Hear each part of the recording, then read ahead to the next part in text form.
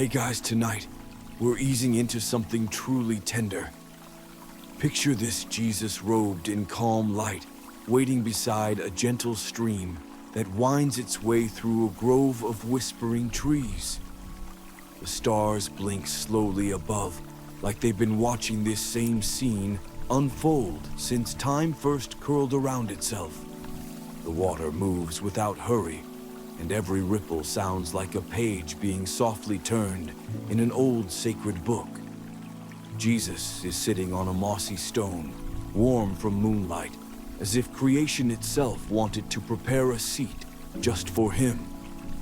He's barefoot, and there's a small crackling fire nearby, just big enough to keep your toes cozy, not enough to chase away the stillness. You realize you're not dreaming exactly, but not fully awake either. You've stepped into a place that lives between chapters.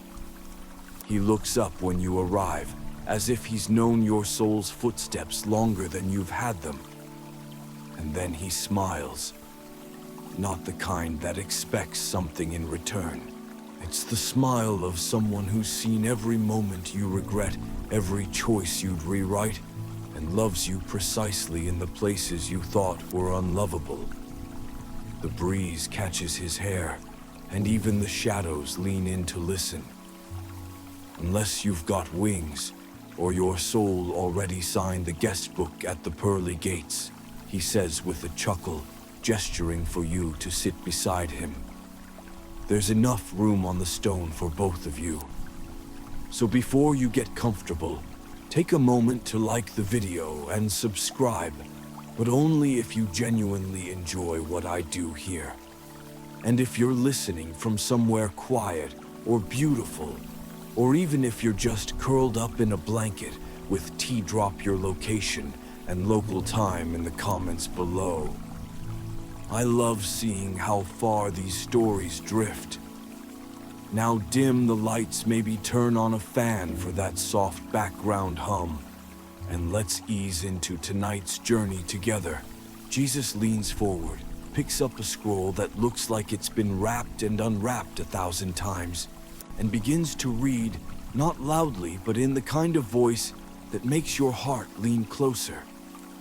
In the beginning was the Word, he whispers, and suddenly the stream seems to hush.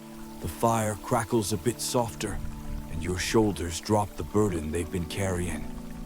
You feel the gospel unfold, not as an old story, but as something happening right now. His voice is steady, like water over smooth stone. A deep theological mystery surfaces, that logos. The word isn't just about spoken language, but divine intention.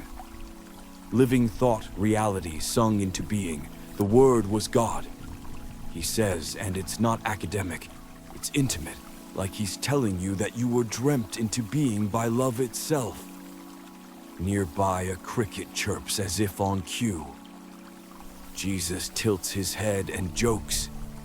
He's been trying to make it into the Psalms for centuries. Still waiting for auditions. You smile.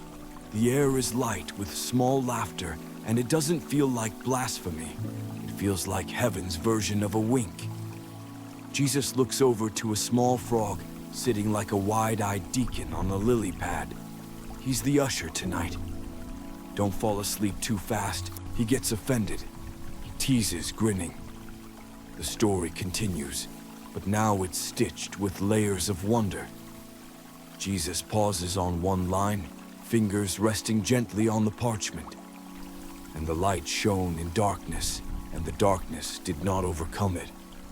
He looks at you not with a preacher's gaze, but with the warmth of someone who knows you are the darkness sometimes, and still believes in your light. Then he adds more softly, some believe John wrote this while exiled on Patmos. Others say he was already halfway into heaven when he penned the words. You blink. Is this a memory or a dream disguised as scripture? The night folds around you like a woolen shawl. The regrets you carried here, they haven't disappeared, but they seem smaller now, less sharp.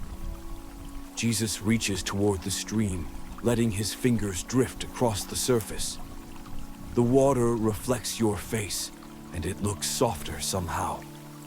Ready for the next part, he asks, already knowing your answer. The stream that remembers Eden, the water before you glows faintly, not with light exactly, but with memory. Jesus gestures toward it with a quiet reverence, like one might gesture toward a cradle holding something ancient and precious. This stream, he says softly, has flowed further back than most rivers. Some say it once ran near Eden. You lean closer, watching the ripples shimmer like silk beneath moonlight. Others say it still does, just not in ways that maps can trace. You cup a little water in your hand. It's cool, but it tingles like it's awake. The reflection in it shows not just your face, but moments, tiny ones you thought were forgotten. A walk when you were 10. A prayer you whispered into your pillow, a tear that fell on your math homework once. The stream remembers. Jesus smiles. Water always listens, he murmurs. It doesn't interrupt. It doesn't explain. It just carries things, pain, joy, mustard seeds of faith. It even remembers the words of God before they became sound. He points to a nearby bend in the stream. That curve. Some say that's where Elijah washed his hands before calling down fire, or where Enoch once stopped to tie his sandals. He chuckles, although I'm fairly certain Enoch preferred to walk barefoot. You ask if Eden really had 4 rivers like Genesis says. Jesus shrugs playfully. Some believe they were literal. Others think they represent the flows of joy, peace, wonder, and love, streams of the soul, not soil. Then he adds, theologians still argue about it. I let them. It keeps the dinner conversations interesting. You notice how the stream has carved the land over time, how even stone patient and proud bows eventually to gentle water. That's how I work with you too. He whispers little by little, not with force, but with presence. A fish leaps in the distance.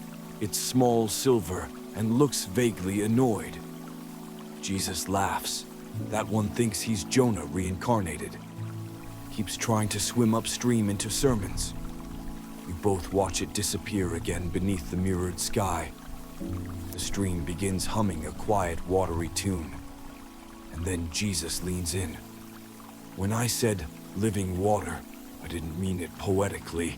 He says, I meant this. Something alive. Something you can drink and still thirst, but never be empty. You trace a finger along a vine growing at the edge, its leaves trembling in the breeze. They smell faintly of mint, and something you can't name, maybe frankincense, maybe comfort. It's all starting to blur now, past and present, myth and memory, scripture and scent. Just when you think your heart can't hold more wonder, Jesus says quietly, even Eden had boundaries, but grace never does. He reaches down, cups the stream in his hands, and lets it pour back through his fingers like mercy. You sit silently beside him, unsure of whether you're still awake. But the stream keeps flowing, and that's answer enough. Your body begins to settle now, not just into rest, but into reverence.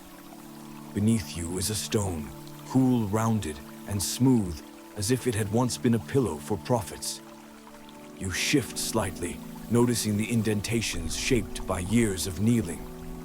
Not yours, not recent, but long ago, like the stone still holds echoes of every prayer ever whispered here. The weight of centuries hums beneath you. Jesus runs his fingers along the curve of the rock. You're not the first to sit here. He says, voice light, but layered. Some say David rested here when the stars were too loud with guilt. Others claim Mary sat here tracing the stream with her eyes after I left the tomb behind. He looks at you sideways. Some say this stone has heard more confessions than all the temples combined, and never once interrupted.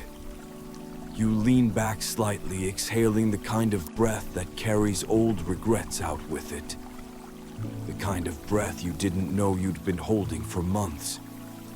Jesus nods, satisfied. This is why the ground matters. He says, you don't just sit on earth, you're remembered by it. He places his hand over a faded mark etched into the side of the stone. It's not a letter, not a symbol, just a groove. Sometimes he adds prayers, leave no words, just wait. You trace it too, and feel something warm pulse gently through your palm.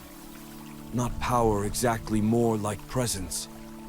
As if someone who had once prayed here had left behind a part of their soul to keep you company.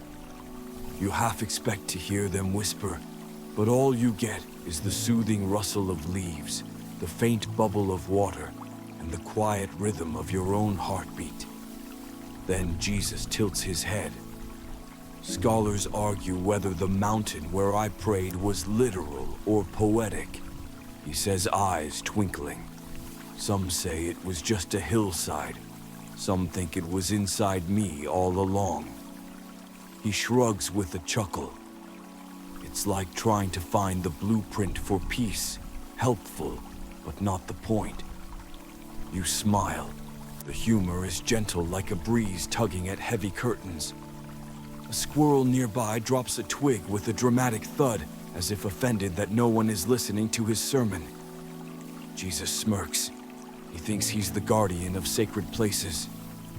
Mostly, he just steals figs. You ask if this place is holy ground. He answers by not answering, which somehow says more.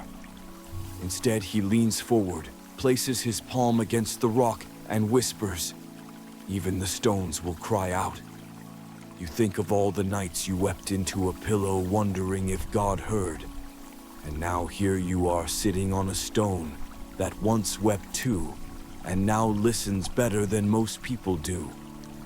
Jesus rises for a moment and offers his hand, but you don't take it. You stay seated, your body heavier, but your spirit lighter, as if this ancient stone is still holding part of your sorrow for you. And maybe it is. The fire crackles softly now, licking the air with sleepy orange fingers. Jesus reaches into a woven cloth beside him and pulls out a round loaf of bread, thick, slightly cracked, the color of honeyed dusk. He holds it over the flame for a few moments, turning it gently with both hands. You hear the crust crisping ever so slightly, like parchment warming in a scribe's lap. Hungry, he asks, though you haven't said a word about it. Before you can answer, he breaks the bread in two, and something sacred floats into the night. The smell, it's not just flour and heat. It's childhood and comfort, your grandmother's kitchen. Your first answered prayer. Maybe even the day you stopped believing. And the moment you started again. He offers you a piece without ceremony, as if this were the most natural thing in the world. And then just as you reach out, he says your name. He doesn't shout it. He doesn't even raise an eyebrow. He simply says it full and unhurried, in the exact tone your soul has always hoped to be called. Your name, the one no nickname ever captured properly. The one he must have written into the blueprint of you. And everything stops. The water stills. The fire lowers. Even the wind pauses, like it's giving you space to feel this fully. You don't cry, but you could. Your chest opens like it forgot it could. See, Jesus says with a wink, you've always belonged at this fire. He tears another piece of bread and pops it into his mouth, chewing slowly. That's the trouble with shame. It keeps trying to make you earn what was already given. You ask him quietly how he knew your name. He smiles with a touch of mischief. I was there when it was chosen, and again when you forgot it, and again when you tried to rename yourself with things like failure, or too late, or if only. He raises an eyebrow. You've had quite the collection. He nudges the bread toward you. But this meal isn't for your shame. It's for your soul. You take a bite, and warmth unfurls through your limbs like candlelight in winter. It doesn't fix everything, but it quiets the parts that never stop fidgeting. He looks into the fire, then glances at you. Some believe I ate this same bread with angels once before the world knew night. Others say I'll break it again when all things are made new. He shrugs. Honestly, I never stopped. A beetle trundles by your foot with the dignity of a temple priest. Jesus watches it solemnly. That one used to be in charge of Leviticus. Bit of a demotion, but he's handling it well. You laugh softly but fully. And then he says it again, your name. This time, not to call you, but to bless you. You feel it rest on your skin, like an invisible anointing oil seeping inward. For a long while, neither of you speaks. You just sit there, bread in hand, regrets beginning to curl into forgiveness, like leaves in a night breeze. When he finally breaks the silence, it's not with instruction, but invitation. Want to hear how it all began? Jesus unrolls the scroll with a careful grace, as if unwrapping the memory of the universe itself. The parchment is soft at the edges, like it's been touched by many hands across time, some desperate, some holy, most both. He runs a fingertip along the first line and exhales slowly. Then, in a voice quieter than the stream, but somehow deeper than the stars, he begins. In the beginning was the Word. The words don't fall flat. They hover, vibrating gently in the air, like candle smoke. And the Word was with God, and the Word was God. You hear it, and yet it feels like your bones already knew it, like they'd been waiting for this reminder. He pauses, lets you absorb it. It doesn't say a word, he murmurs, but the word, singular, eternal, alive. He leans back, eyes following a wisp of smoke curling up toward a single branch. Some say John wasn't just writing poetry. He was mapping the language that built galaxies. You ask softly, what is the word? Jesus smiles, and the moon shifts slightly, as if listening too. It's me. He says, not arrogantly, not like a declaration, more like the way someone tells you their favorite place to watch the sunrise. But it's also the echo behind all things, the kindness in a stranger's touch, the stillness between two people who forgive each other without needing to explain. He leans forward again. There's a legend, he says, that before creation, there was only breath, mine and the Father's, overlapping like music. And from that breath came a word, not shouted, not demanded, whispered. And the universe leaned in to hear it. The stream gurgles in response, and you wonder if it remembers. Jesus dips his hand into the water. The ancients believed rivers were first taught to speak by the word. That's why they sing. You laugh lightly, unsure if he's being metaphorical or factual. He grins. Both. Always both. Then he adds, some scholars believe John's prologue borrows from Greek philosophy from Logos. His eyes grow a bit distant, like he's remembering something long ago. But they miss something. The Greeks tried to explain the cosmos. John was trying to reveal it. A moth flits between you and the scroll, landing briefly on the parchment. Jesus doesn't brush it away.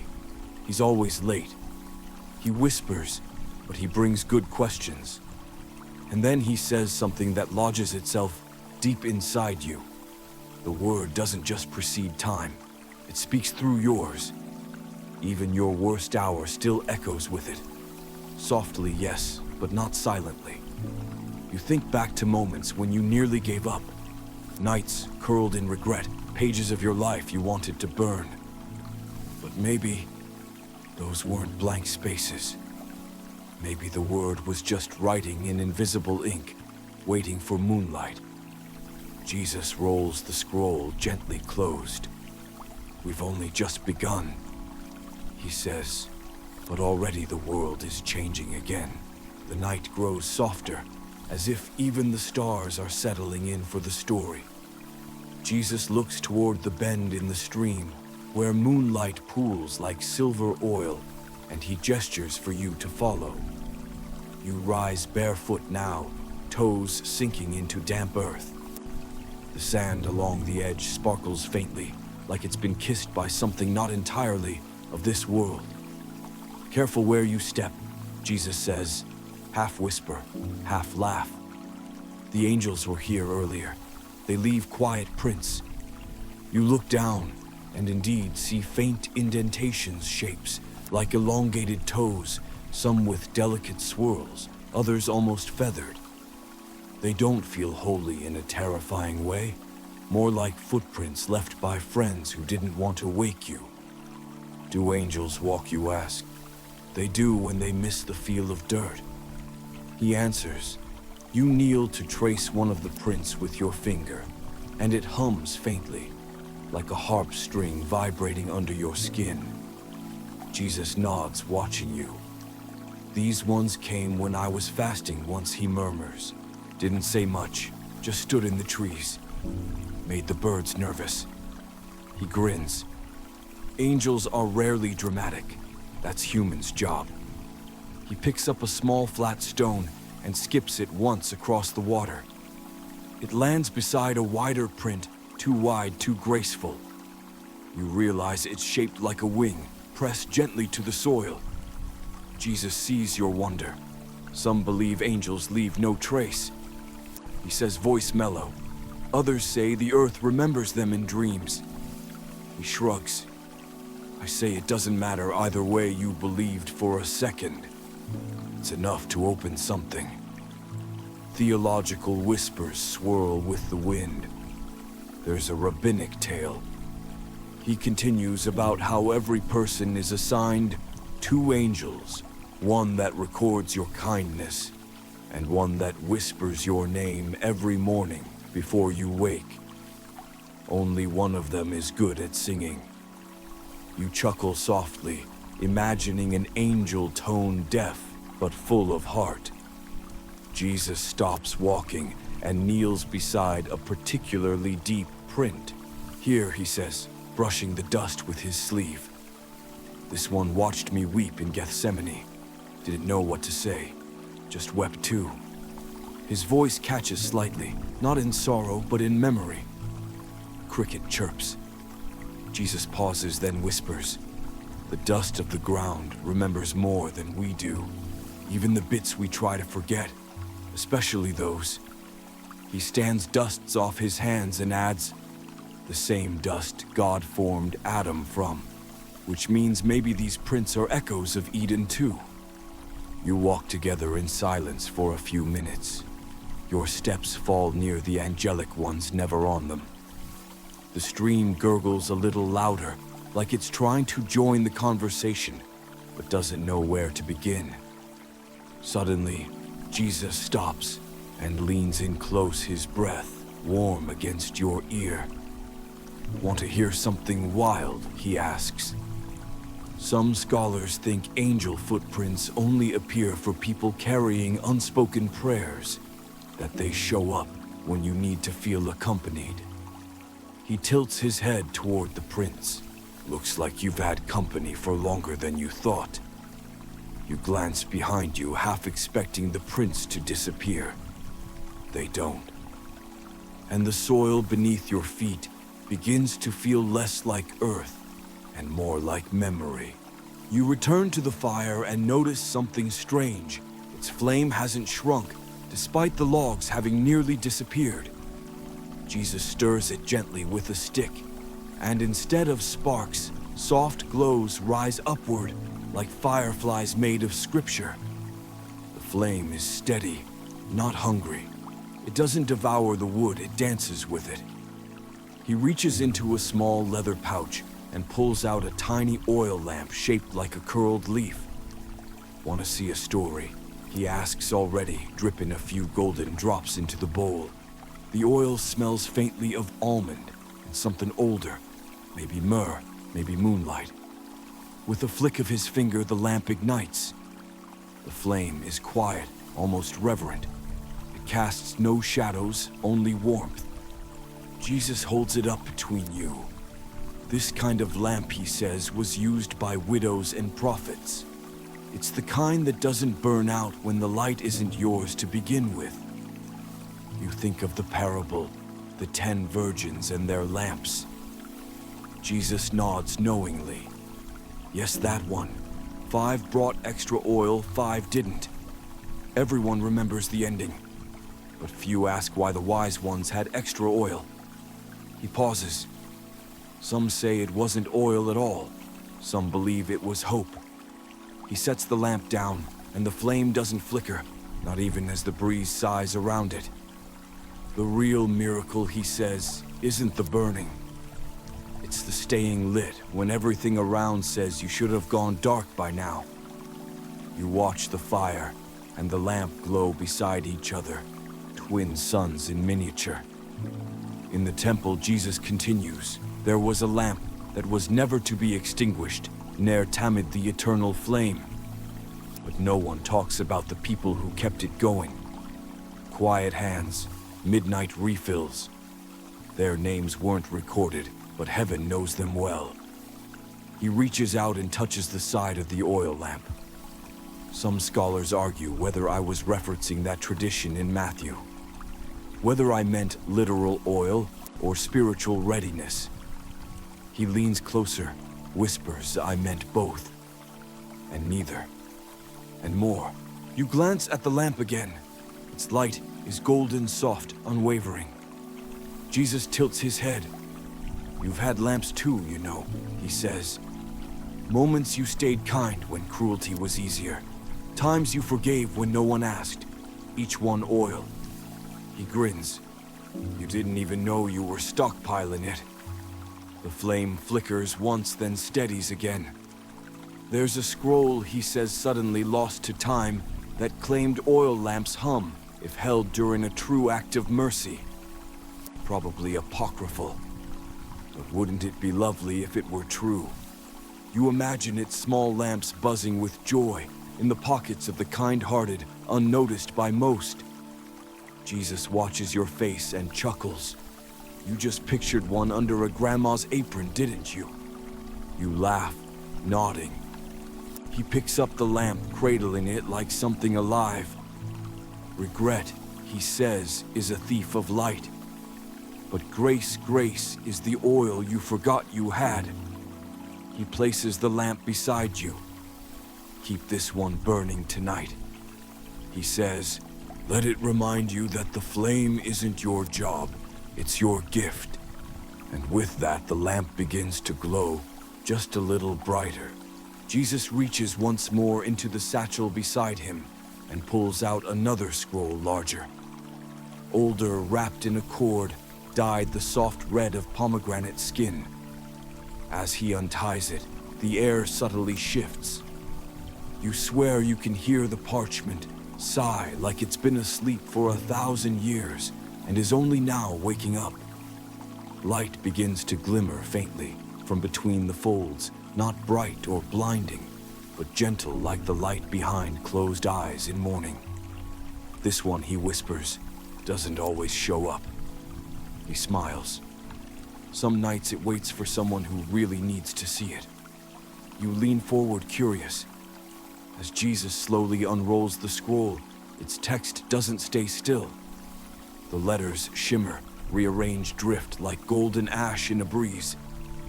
You can't quite read them, but you feel them. One line sends warmth up your spine. Another makes your fingertips tingle. Somewhere near the middle, a sentence flutters into your chest and rests there like a bird choosing a nest. The words aren't changing. He explains you are. You glance at him. He adds, "Some believe this was the original form of Scripture, a live, reactive breathing with God's own voice. Before ink, before stone tablets, just light and breath."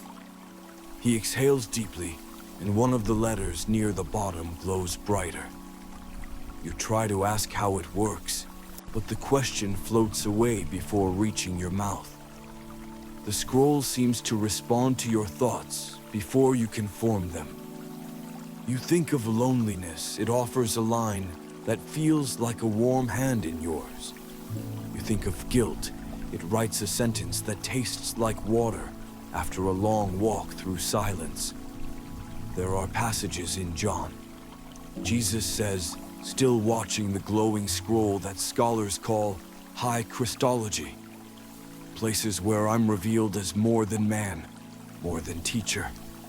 The light, the lamb, the door, the vine, the way. He shrugs gently. But you know what I like best. He taps a verse that glows rose gold. Friend, the scroll seems to nod in agreement. A cricket sings again. The stream murmurs. Jesus looks up. There's an old Coptic tradition. He says that claims John didn't die, but simply walked into the light scroll in hand. They say this very text followed him into that place beyond time, and only returns to Earth on rare evenings. Like tonight. You watch the scroll flutter faintly, as if stirred by something you can't see. Then from nowhere, a tiny breeze carries a dry leaf into the center of the parchment. It doesn't disrupt the text. Instead, the writing rearranges around it, absorbing it like a memory being welcomed back into the story. Jesus laughs softly. Even the fallen things have a place in the gospel. You smile. It's a gentle joke, but it hits somewhere deep. The scroll pulses softly, then folds itself closed. No hands, no wind, just quiet completion. Jesus reties the cord. Not everything holy stays open forever, he murmurs, but the light it leaves behind that stays in you. He offers the scroll not for you to take, but simply to feel its weight. And for a moment it's like holding a living breath in your hands. When he tucks it away again, the night seems a bit fuller. And you, a bit less empty. The wind changes now just slightly, but enough to carry with it the smell of desert sage and something ancient, dry, and expectant. Jesus lifts his head, nostrils flaring like he's catching a scent only he can recognize. He's near, he says, eyes glinting. The voice, the one who shouted in silence before I arrived. You turn to look upstream where the trees thin and the land begins to widen into a stony path. No one's there, not yet, but you hear it. Faint at first, like thunder being swallowed. Then more clearly, prepare the way of the Lord. Jesus nods, confirming what your soul already knows. John, he whispers. Cousin. Wild thing. Prophet of cracked lips and camel hair.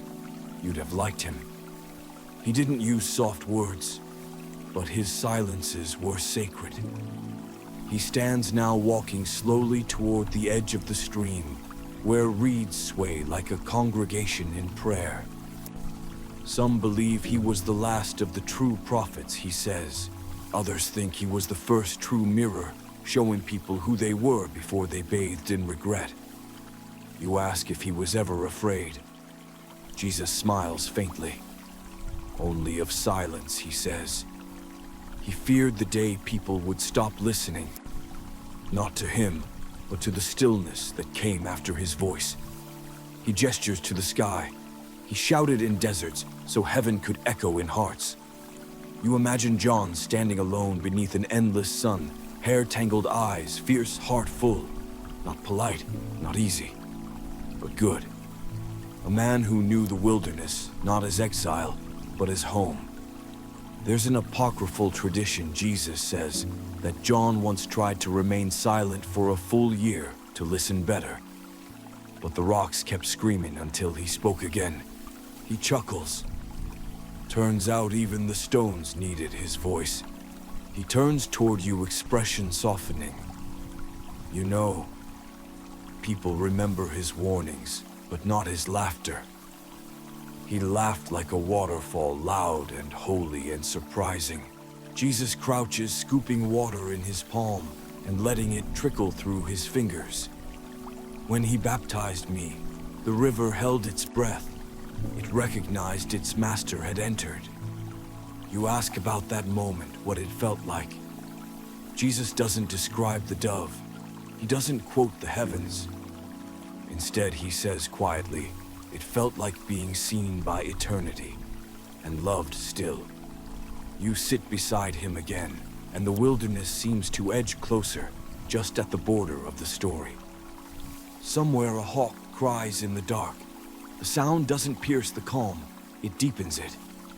Jesus looks towards the invisible desert. Some scholars argue whether John was more Elijah or more Isaiah. He muses.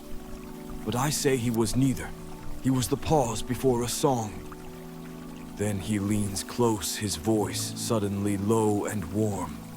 Regret is a wilderness too. But voices rise from there. You feel that. Deep. The kind of feeling that lingers long after the words have passed. And as Jesus returns to the fire, the wind settles once more, carrying with it echoes of a man whose voice once stirred rivers and still stirs the ashes in your heart. Jesus stirs the fire again, and a gentle pop sends a spark twirling upward into the night. He grins, leaning back against the same smooth stone that's grown warmer with the hours.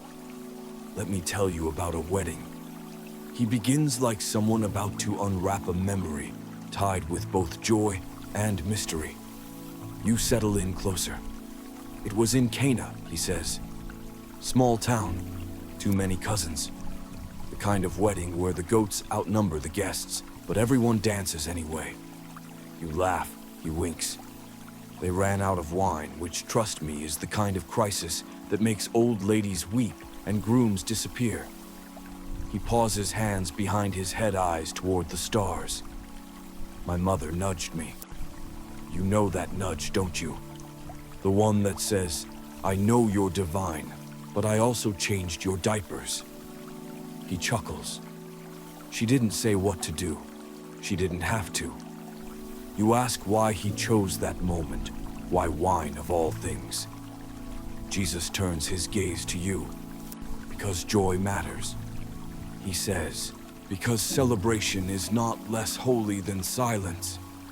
And because some regrets only loosen their grip when laughter is poured into the cracks. He tells you how he had them fill the jars, 6 of them huge, and used for ceremonial washing. They thought I meant for cleansing, he adds, but I meant for overflowing. You think of your own jars, the empty places in you worn and dry from waiting. Jesus seems to read your thought.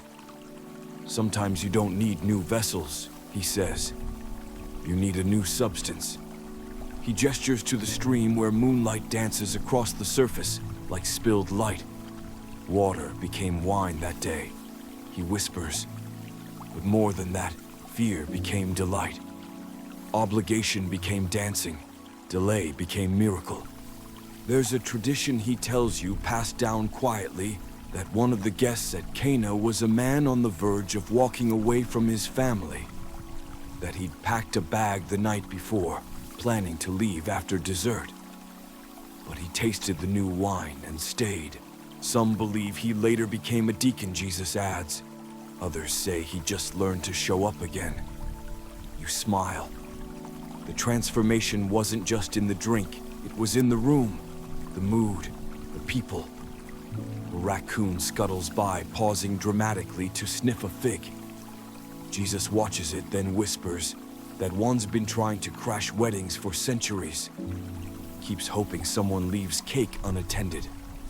You laugh. Jesus laughs too, the kind of laugh that doesn't echo, but settles like a warm blanket. Then he adds softer. Now wine wasn't the only thing I made that day. I made room for wonder, for second chances, for a memory they'd savor forever. He looks at you long and kind. Regret can dry your soul like old clay. But even that's not wasted. Clay jars hold miracles too. The wind shifts again, bringing with it the scent of fruit and something faintly spiced cinnamon maybe, or the tail end of a song. The fire flares, once then settles into a steady glow, and you feel a little fuller, like maybe something in you just turned from water to wine. Jesus grows quiet, eyes fixed on the fire, as if waiting for the next story to surface from its slow burning embers. The stream murmurs on, faithful and unhurried. Then in a voice low enough to blend with the rustle of leaves, he says, "He came at night." You lean in, Nicodemus. He murmurs, "A teacher of the law, a man of scrolls, robes, and riddles. He came when the world was asleep, when questions feel heavier and answers feel like stars, visible but out of reach." Jesus smiles slightly, not mocking, but fond. He asked how to be born again, as if he could fit back into yesterday and rewrite it. His fingers trace a circle in the dust beside the fire. I told him he'd need spirit and water. He blinked like I told him to juggle thunder clouds. You imagine the two of them, Jesus and Nicodemus, sitting under the same kind of moonlight as now. Two shadows speaking of second births, unseen winds, and a kingdom not measured in cubits or commandments. There's an old midrash Jesus says about how every soul before birth stands before the river of forgetting, and an angel touches your lips to seal the silence of heaven. Nicodemus wanted to remember, but he also feared what remembering would cost. He turns toward you. That's what most regret is, really. The ache of half-remembered wholeness. A moth flits through the firelight unbothered. Jesus watches it spin, then adds, "Some believe Nicodemus didn't understand me. Others say he understood too well, and it scared him." He pauses. There's debate whether he became a true disciple, but I can tell you he bought myrrh for my burial, a lot of it. That's the kind of thing love does in silence. The fire crackles again like punctuation. He leans back, arms crossed behind his head. "You'd like him," he says after a moment. Polite, thoughtful. Asked more questions than he answered. Carried both fear and hope in equal measure like mismatched sandals. You ask what Nicodemus was hoping to find that night. Jesus looks at you, really looks. Permission. He answers. To believe that God wasn't just behind the veil, but sitting across from him with dusty feet and stories about wind. The moon is high now, casting silver halos over the stream's ripples. You listen to them, thinking of your own nighttime questions, the ones you never dared speak aloud. Jesus doesn't need to ask. He already knows them.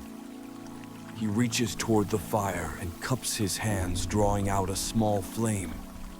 It hovers between you, warm and flickering.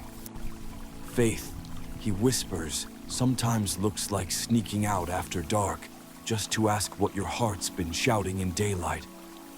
Then softly, the answers aren't always thunder.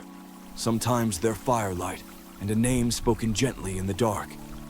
He closes his hands and the flame vanishes, but its warmth lingers.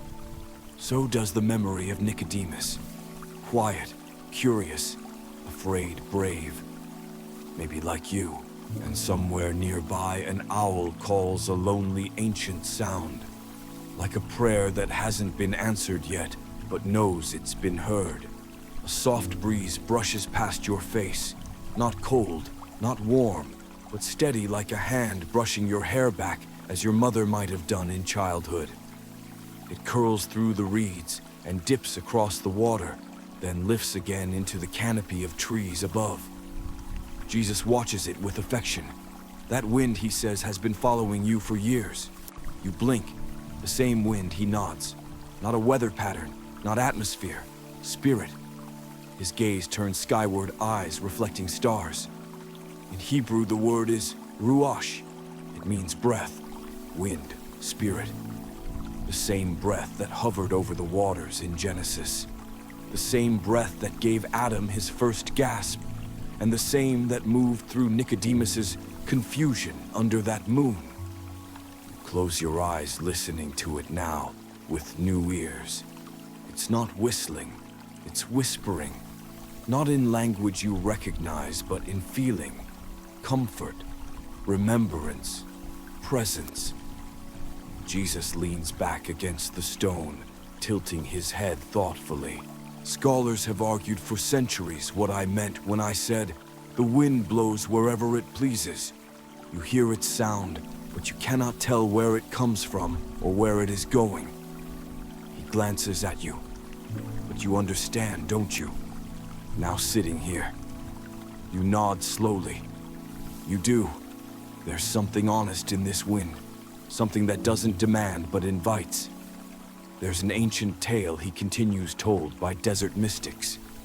They say that when the spirit desires to rest on someone, it comes first as a breeze, then a dream, then a song no one else can hear. He pauses, letting the fire crackle between you. Most people swat it away at the breeze. You smile. I love the way the wind knows how to wait, he says. It doesn't knock, it leans. The stream catches a gust and shivers. Leaves rattle like a distant tambourine. A pine cone drops with a gentle thunk, as if the trees are applauding something only the spirit understands. Jesus lifts his hand into the air, fingers open. You see, wind isn't meant to be captured, only trusted. You don't guide it, you go with it. He turns to you. That's what new birth is. Not a ritual, a release. A dragonfly hovers briefly above his shoulder, shimmering like blue glass. Even this little one listens better than some theologians. He chuckles.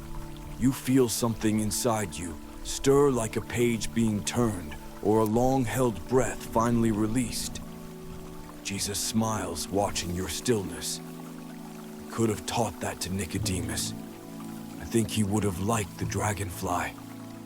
The wind lifts again, carrying with it a single leaf that lands quietly in your lap. It isn't from a tree nearby. You trace its veins with your fingertip. It looks ancient, soft at the edges. It smells faintly of something familiar, like the hallway of a childhood church or the coat your grandfather wore when he prayed. Jesus watches you hold it. That, he says, was the Spirit leaving a note. You ask if it said anything. It said, he replies, you are not too late.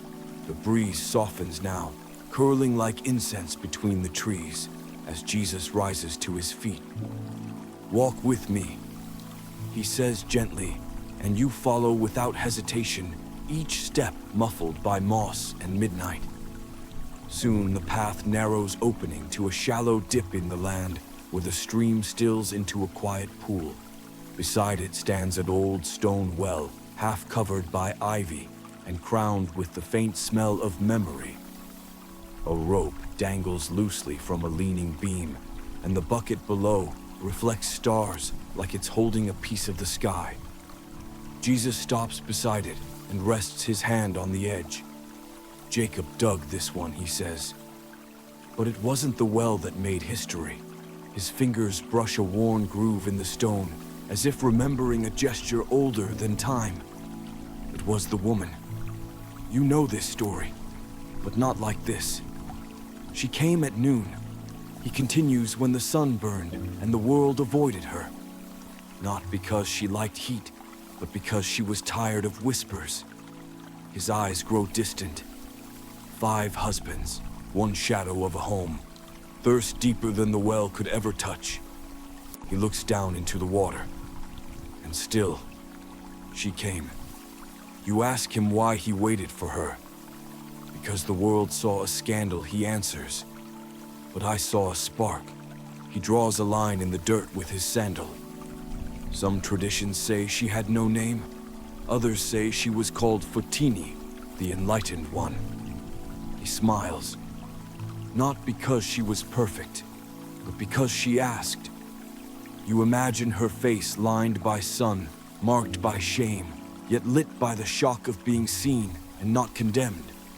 She asked about worship, Jesus murmurs. Not survival, not guilt, worship. Even in her mess, she yearned for God. He taps the wellstone once. That's why I gave her truth. He begins to quote softly, "Whoever drinks the water I give them will never thirst again." The words shimmer in the air, heavier than poetry, lighter than air. And the well, did it change, you ask? No, he replies. But she did. She left her jar. That was the real miracle. He tells you how she ran back to the village, shouting, "Not sermons, just truth.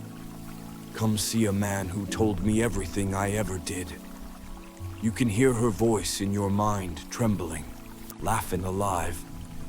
There's a legend, Jesus adds, that she eventually became an apostle to the Samaritans, that she preached with fire, that she died a martyr. He shrugs.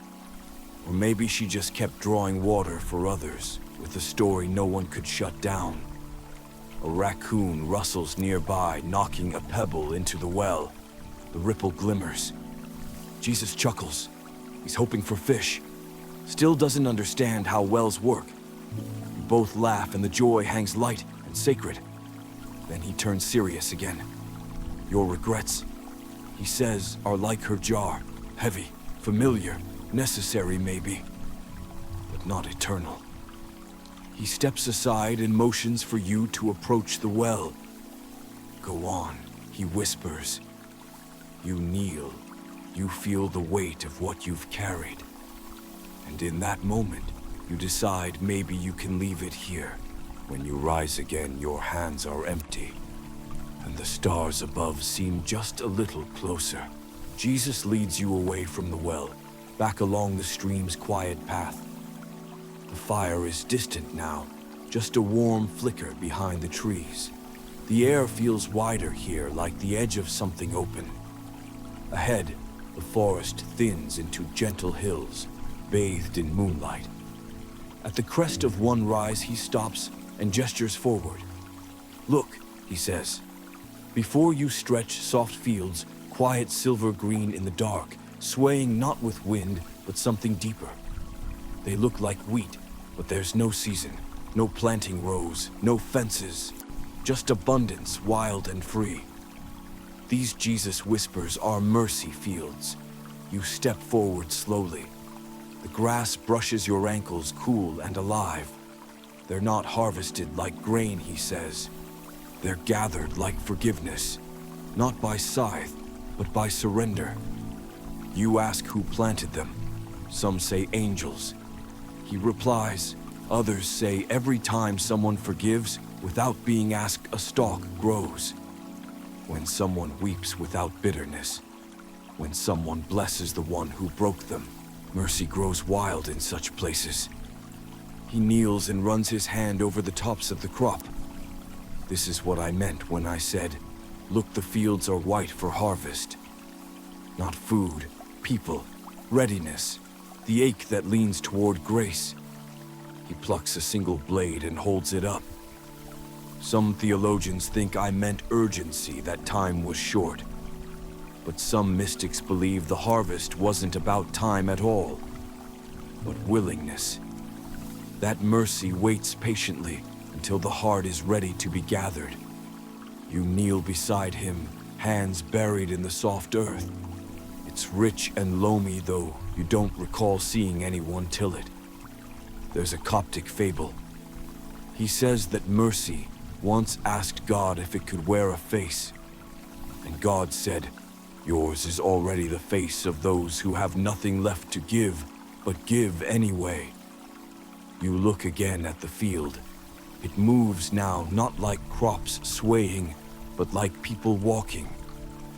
Every blade becomes a figure for a moment, then returns to stillness. Jesus notices, some of your own choices are growing out there. You blink. Regret plows the ground. He continues, but mercy is what grows. A firefly dances in front of your face. Another joins it. Soon dozens blink in and out among the stalks. Night workers, he says, pointing. They don't preach, they just light the way. You ask if the field is ever full. No, he says, and that's the joy of it. You sit in the middle of it now, surrounded by soft green and fireflies blinking like shy prophets. The sky above seems deeper. The stars have scooted a little closer. Jesus lies back, arms behind his head. You don't need to pick anything tonight, he says. Just rest. Let the mercy do what it does. You lie beside him. No wait, no hurry. Just the hum of a field planted by grace and tended by unseen hands. And for the first time in a long while, you feel gathered. You awaken slightly, or maybe not awaken exactly, but shift like a dream deepening. Jesus is already standing again, gazing downstream, where the hills fold into silence. Come, he says, his voice wrapped in something more solemn now. I want you to see the place where healing waited. You follow as the terrain dips gently toward a shaded alcove where the stream narrows into a shallow pool, flanked by broken stones and tangled roots. It isn't beautiful, not like the mercy fields. It's worn, weary. It feels like memory. This is Bethesda, Jesus says softly, though it doesn't look like the pictures in children's books. He kneels beside a flat rock, his hand tracing cracks in the surface. It was once a place of hope, then a place of rumor, and finally a place of delay. You ask if this is where he healed the man who couldn't walk. He nods. 38 years, he whispers. That's how long he lay there, watching, waiting, wishing he was faster. The water shimmers. You almost expect to see it stir as legend said it would. But it stays still, as if listening. There's a theory, Jesus begins, that the story was symbolic, that Bethesda represents human helplessness, and the stirring of water represents fleeting grace. He shrugs. But I was there. It was more than metaphor. He runs his hand through the water. I asked him one question. Do you want to be well? He pauses, eyes narrowing slightly. Strange thing to ask, isn't it? For someone who waited that long.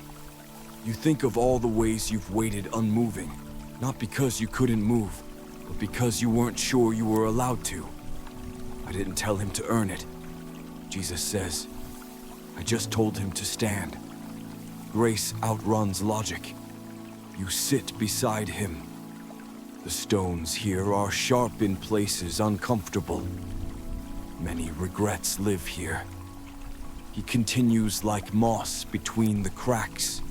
People who were almost healed, almost forgiven, almost brave.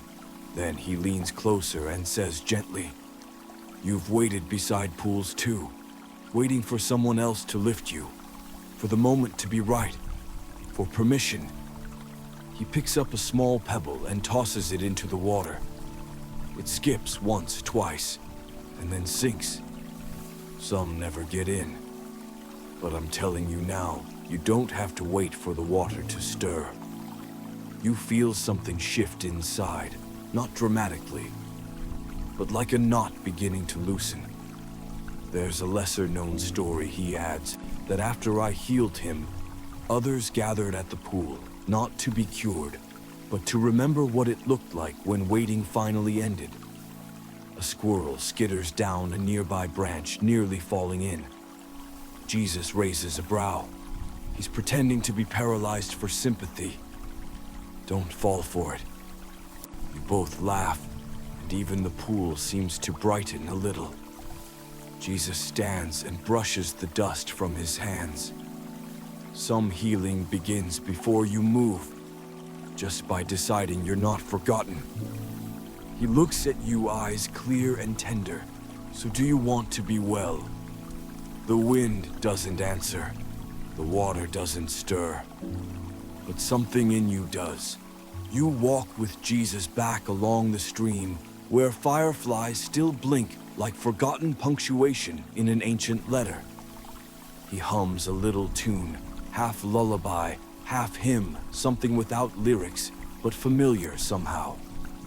The hills grow gentler, and soon you come to a clearing dotted with wildflowers and low stone ledges. Here, he says, sitting down. This is where they brought the loaves. You recognize the story immediately. The crowds, the hunger, the impossibility. The boy with the tiny lunch. 5 loaves, Jesus whispers, and 2 fish that smelled like they just surrendered to the sea. He chuckles. He didn't offer them because he thought it would be enough. He offered them because someone asked. He looks at you with warm amusement. You know, some scholars wonder if it was really a miracle of multiplication, or if when that boy stepped forward, others began quietly pulling out food they'd hidden for themselves. Embarrassed maybe by his generosity. He shrugs. Maybe both are true. You sit beside him. The air smells faintly of rosemary, and something yeasty like bread baking in a distant kitchen. Jesus lifts an invisible loaf from the stone and breaks it gently in his hands. People came with stomachs growling, but most didn't realize how hungry their hearts were, he says. Regret does that. It feeds on emptiness. He offers you the imaginary bread, and somehow your hand lifts to receive it. Somewhere in the crowd that day, he says, was a man who'd never forgiven himself for abandoning his brother. A woman who thought she'd never be worthy of motherhood. A boy who'd stolen coins and spent years hoping no one would notice. He glances sideways, and they all ate until they were full. He leans back now, palms resting on the mossy rock. Here's the thing they never tell you, he says. There were leftovers. 12 baskets, 12 overflowing baskets. Not just enough forgiveness came in excess. You feel the message settle deep in your bones. Your hands, so often closed, feel a little more open now. There's an apocryphal scroll, he says after a pause, that claims one of those leftover loaves was passed down for generations. It never molded, never dried out. Just sat on a family shelf as a reminder God doesn't do just enough. Jesus smiles. I like that story. Probably not true, but maybe spiritually true, which is often better. A breeze swirls through the grass. Somewhere nearby, a rabbit thumps in the underbrush, and Jesus leans in. That one's the real miracle, he says seriously. He survived 12 children poking him in awe. You laugh, and he does too. Then his tone softens again. The miracle wasn't in the bread. It was in the offering. The willingness to say, this is all I have, but I give it anyway. He looks at you with deep affection. That's how I see your life, you know. Your prayers, your trembling apologies, your efforts to love when you feel unworthy. He holds up his hands. They multiply in ways you can't yet see. The wildflowers bend slightly toward the stream. The sky above shifts into a deeper blue. And for just a moment, you taste something like warm bread, baked in the heart of mercy. The path narrows again, and the stream beside you widens. opening into a soft, moonlit expanse, still water, untouched by wind, as smooth as glass. Jesus pauses on the edge and gazes across it. "You know this one," he says with a smile. "The night Peter walked and almost sank." You nod slowly. The image is familiar. Storm-tossed waves, a boat straining, a man climbing out into the impossible. Jesus steps closer to the water's edge, and his reflection shimmers beneath him. People often focus on Peter's failure. He says, voice calm, but not enough on his courage. He stepped out before the wind calmed down. He glances back at you. You've done that too. The water ripples, and for a moment you see Peter's face, wide-eyed, unsure, foot hovering above the waves. Not brave in the heroic sense, but brave in the willing sense. Brave enough to try. There's a lesser-known detail Jesus says.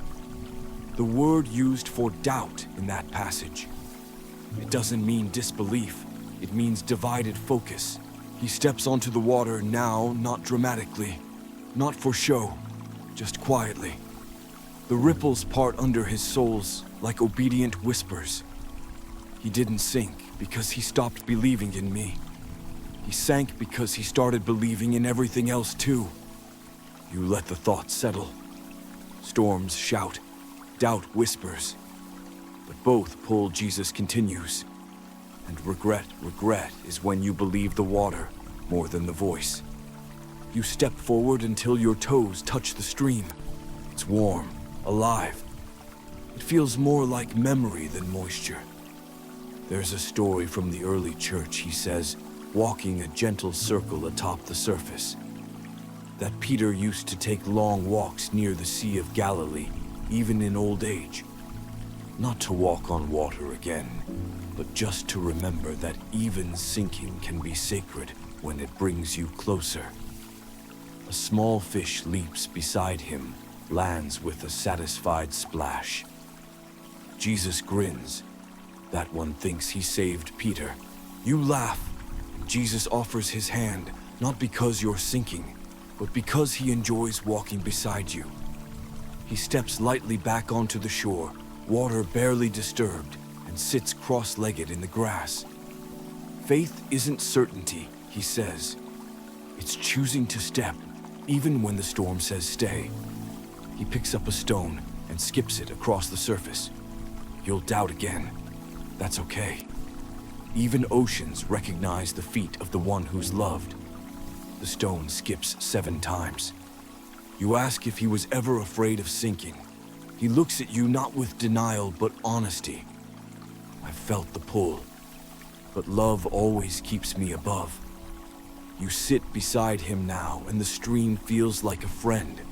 The wind stirs gently, and the water hums beneath a sky too big for fear. And something in your chest that once felt heavy starts walking. The wind quiets as Jesus walks a little farther upstream, where the ground rises into a small knoll overlooking the water. He sits again, this time beneath a sycamore tree, whose roots wrap around the bank like gentle arms. You sit beside him, breath slower now, like the world has tuned itself to a gentler rhythm. From his side, he retrieves another piece of bread, this one flatter, slightly scorched at the edges, its aroma rich and earthy. He tears it in half and hands you a portion. You're hungry. He says not as a question, but as a knowing. Not just for food, for meaning, for rest. The bread is warm in your hands. When you take a bite, it tastes like more than wheat. It tastes like mornings you thought were lost forever. It tastes like someone remembering you existed. I told them Jesus begins, I was the bread of life. Not because it sounded poetic, because they were starving even as they sat full. He glances out at the stream. They had filled their bellies with miracles, but their souls were still hollow. You ask softly, what does it mean really, bread of life? He looks at you. It means you don't have to keep scraping your soul for crumbs. He breaks off a small corner of his own piece. It means you don't have to earn this nourishment. There's a silence rich and holy. Then he says, "Some believe I was referring to manna from heaven. Others say I meant the Eucharist to come. And still others think I meant myself in every possible way, body presence essence." He shrugs. They're all right. And still none of it's quite enough to explain how it tastes. He smiles. There's an old oral tale from the early followers. They believed that after my resurrection, if someone ate bread in my name with deep enough gratitude, it would never grow stale even if forgotten in a basket for days. He laughs gently. Of course, that might have just been bad bakery practices. But still hope's a strange yeast. You both eat in silence for a few moments. Then Jesus says, "I said something once that scared them. Unless you eat my flesh." They heard cannibalism. I meant intimacy, that deep union of knowing and being known, to be absorbed into love. You exhale. The breeze lifts a strand of your hair, and you don't brush it back. He continues, "I wasn't offering calories. I was offering communion. Not the ritual kind, the real kind. A belonging no hunger can erode." You finish the last bite slowly. It lingers. Your belly isn't full in a physical way, but something deeper feels nourished, like your soul had been hollowed by weariness, and now holds warmth again. Jesus sets his bread down and leans on one arm. Regret tries to feed you shame, but it's a meal that never satisfies. He taps your shoulder gently. This bread, it remembers your name, even when you forget it. The stream murmurs agreement, and for the first time in what feels like years, you don't feel the ache to explain yourself. You just rest. The fire is a distant memory now, but the night is no darker. The stars have pressed in closer, like curious angels leaning over a cradle. Jesus walks slowly now along the stream, feet brushing through reeds that whisper secrets in languages only creation understands. You follow, and as you walk you hear something strange. Not voices exactly, but murmurs. Not loud, not frightening, just persistent, like thoughts made audible, questions without mouths, hopes without forms. Jesus stops, glancing toward a bend in the stream. They're murmuring again. He says, not with frustration, but with a tenderness that almost aches. They did it in the wilderness too. After manna, after water from rock, after every sign I gave. You ask, why do we murmur even after miracles? He looks at you long and quiet. Because sometimes miracles satisfy the body, but not the ache behind the ribs. You stand beside him in the hush, the sound of gentle complaint and confusion still drifting across the water. Not angry, just unsure. There's a tradition. He says softly that every murmuring in the wilderness echoed into the future, that they became the wind that whispers doubt into hearts who've already been fed but can't remember the flavor. He sits on a flat stone, fingers tapping his knee. I said once, stop grumbling among yourselves. Not because I was annoyed, because I knew it was keeping them from hearing what wasn't grumbling. He gestures around. Listen. You strain, and beneath the murmurs you hear something else. Faint. Patient. Not a sound, but a presence. Like a heartbeat behind the noise. That's the mystery, he says. Some believe murmuring drowns out God, but others believe God hides in it, like a lullaby wrapped in static. You ask if it's wrong to murmur. Jesus smiles. It's human. But don't confuse noise with prayer. Murmuring says, I don't trust what's coming. Prayer says, I'm scared, but I'm still here. He looks at you pointedly. You've done both. You nod. A heron lifts from the far shore, wings wide and silent as it skims above the stream. Jesus watches it. See that, he says. Even in the middle of murmuring, beauty flies. You sit beside him now, and he leans back on his hands, gazing upward. Some theologians debate whether Israel's murmurs were acts of rebellion or of grief. I say, they were a language not yet refined. Infants wailing in a tented wilderness. You chuckle. So God's a patient parent. He laughs. Ever try calming a toddler at bedtime with Leviticus? You both sit in the softness of that joke, letting it rest. Then he adds, you've murmured too. Not always with words. Sometimes with silence so loud even heaven had to pause. You ask if he was disappointed. He shakes his head. Never. Murmurs are shadows of longing. Just want you to know the light is still available. The stream glimmers like it's just heard something it's waited eternity for. Jesus rises, offers you his hand again.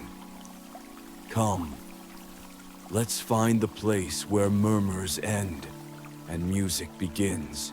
The landscape narrows again as you follow Jesus into a small hollow where the trees press close, forming a circle of hush. Even the wind seems to bow out here.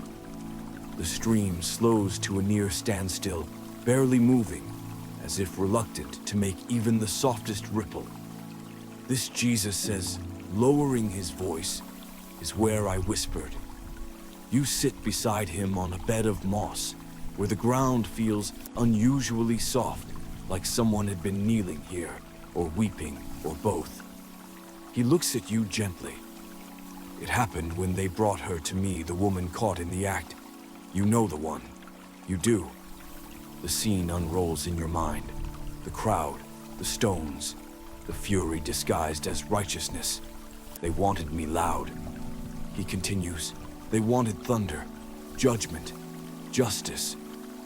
But I gave them silence. His fingers trace a slow line in the dust, just like he did that day. I bent down and I wrote. You ask what he wrote. He looks up at you and smiles. Some believe I wrote their names. Others say I listed their hidden sins. A few claim I just doodled a fig tree and waited for someone to grow up. You laugh softly, but something in your chest aches. The truth is, he says I wasn't writing for them. I was giving them space to hear themselves. Murmuring mobs lose their voice when faced with stillness. He closes his eyes, briefly remembering. I didn't raise my voice. I didn't debate. I whispered, let the one without sin cast the first stone. And the ground heard it. The dust caught it. The rocks stayed in hands that suddenly felt heavy. A bird calls in the distance, one short note, then quiet. It sounds almost like a gasp.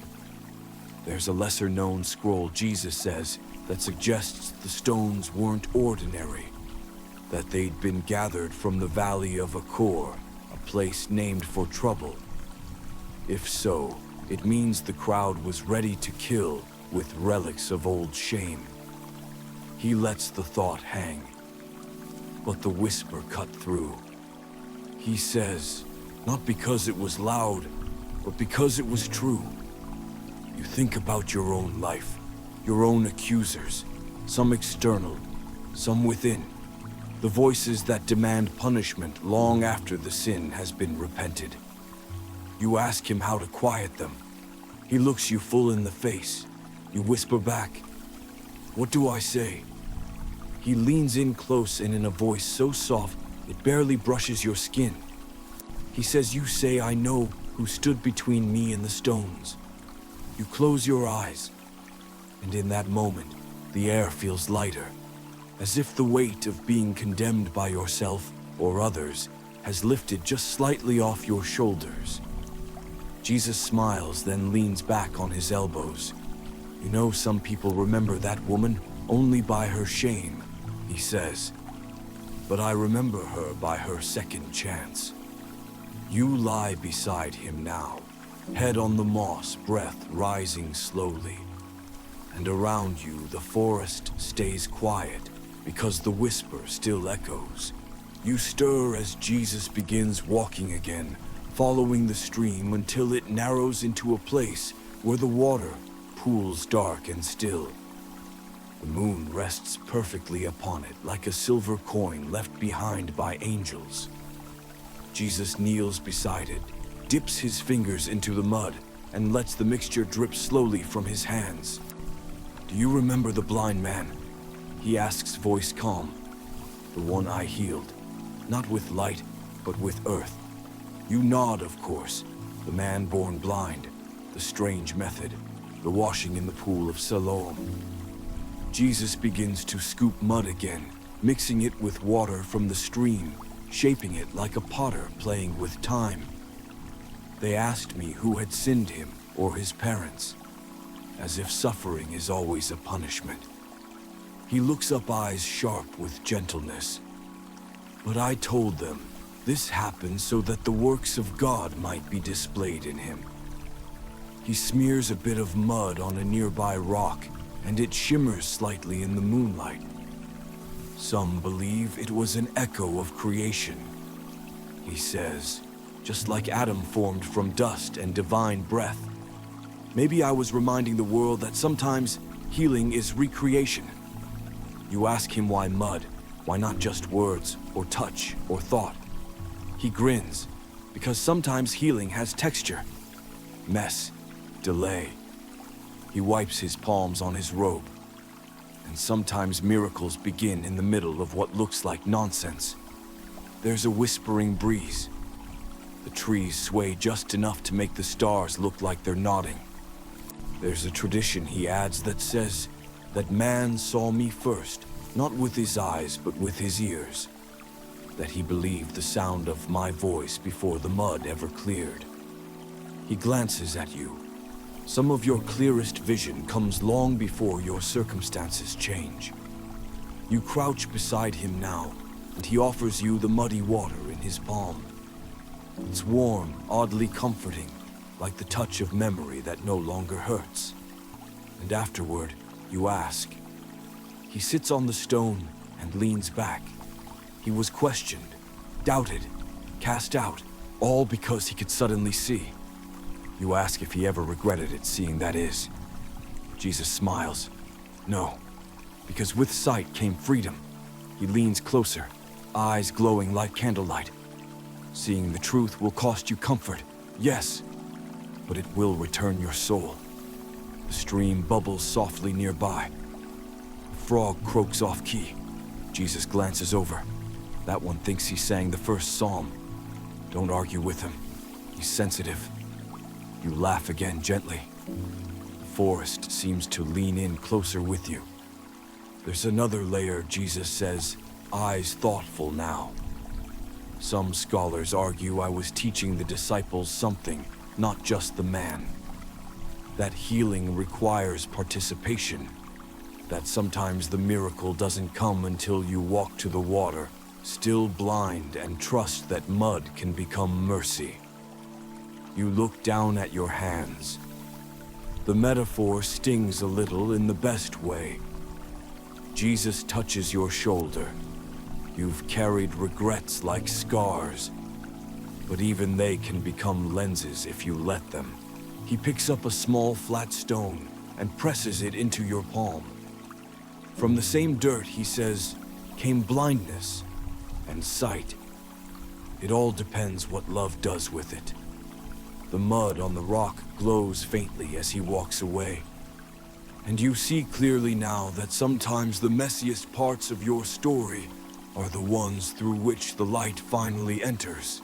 The path shifts upward, now the ground softer with each step, as if tread by many gentle feet over generations. Ahead, A small pasture opens between groves of olive and fig trees, and scattered across it are sheep, dozens of them, white and woolly, and half asleep, their forms glowing faintly under the moon. Jesus stops at the edge, resting one hand on a crooked wooden post. This, he says, is where I first told them, I am the good shepherd. You look at the sheep. Some are curled into balls, others stare without blinking. One chews thoughtfully on a leaf it clearly wasn't supposed to find. They knew my voice before the crowd did. He adds, stepping gently into the flock, and they laughed before anyone else did too. You blink. The sheep laughed. Jesus grins, crouching beside one particularly fuzzy creature, who instantly bumps him with its head. Not out loud. He whispers, but their eyes wrinkle when they're amused. See? He tilts its chin. This one thinks I'm hilarious. The sheep snorts in agreement, and you can't help but smile. I told a lot of parables about sheep, he says. Not because they're clever, but because they follow joy. He settles into the grass, and the sheep surround him like they've done this 1,000 times. One climbs halfway into his lap. He doesn't stop it. I said, the good shepherd lays down his life. He continues, not to be poetic, because they needed to hear that love would bleed for them, not just guide them. He pets a lamb slowly, fingers moving rhythmically. There's an early Christian song, he says, mostly forgotten now. It imagined heaven as a wide field where the shepherd sang stories at dusk, and the sheep gathered just to listen. He glances at you. That's what this is. You watch one lamb nuzzle against Jesus' chest, eyes already drooping. You ask, why sheep though? Why not lions, something stronger? Jesus shrugs. Sheep don't pretend they're not lost, and they don't argue when found. He leans back on one arm, and a sheep lies beside him, head resting on his leg. People imagined me serious when I spoke of them, but I smiled. A lot. Especially when one wandered off and came back filthy and confused. He gestures toward the sleeping ones. That one got stuck in a bush. That one fell into a wine barrel. That one used to bite everything that moved. He grins. Still my sheep. You laugh and the sheep seem to murmur along in agreement. Some scholars debate whether I truly meant, I know my sheep by name, he says. Or if it was metaphor. He lifts a brow, as if I needed metaphor to care. He quiets, and you do too. I've known your name longer than you've known how to speak it, he says. And I don't just know your path. I remember every time you wandered, and I still chose to come looking. One sheep lets out a long sigh, and another flops over dramatically onto its side. Jesus watches them, then leans toward you and whispers, they trust me because I laugh with them, not just lead them. You sit with him surrounded by wool and warmth and breath. No storm, no sermon. Just the shepherd in his element, smiling at each soul like they were worth every journey. And for a moment, you feel like one of them, small, quiet, loved. No need to earn your place in the pasture. Just belong. Jesus rises slowly from the soft pasture, brushing bits of wool from his robe as the last few sheep settle deeper into sleep. You follow him through a grove where ancient olive trees twist like silent witnesses, their branches thick with shadow and starlight. Up ahead, partially hidden by ivy and thyme, stands an old stone gate, weathered but intact. He pauses before it and places his hand on the worn wood. I told them I was the gate, he says softly. They didn't understand. You step closer. The gate isn't imposing. It's low, humble, open. No hinges, no latch, just a frame where presence invites instead of guards. I didn't mean I'm a checkpoint, he adds. I meant I'm the welcome. the space between wandering and coming home. He passes beneath the arch, and you do too. There's no resistance, no sound, just that odd sense that something in you has passed from outside to inside, though nothing has changed but your heart. There's a beautiful tradition, Jesus says, sitting against the low stone wall beside the gate, that says the original door to Eden was never destroyed. It just moved. You blink. Moved where he smiles, wherever people need to come back. He traces a finger along the edge of the stone. In ancient cities, the gate was where everything happened, justice, storytelling, mourning, reunion. I said I was the gate because I'm where stories meet mercy, where judgment yields to belonging. You sit beside him, letting the meaning settle in like dew. Some scholars debate. He continues whether I meant it figuratively, gate, as in passage to salvation. But they miss something. He places his hand on his chest. I don't just lead people in. I wait at the threshold. I hold the door, even when they forget they're welcome.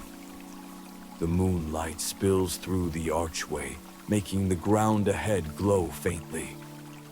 You realize something else. There are no walls. Just the gate. There's no fence, you ask.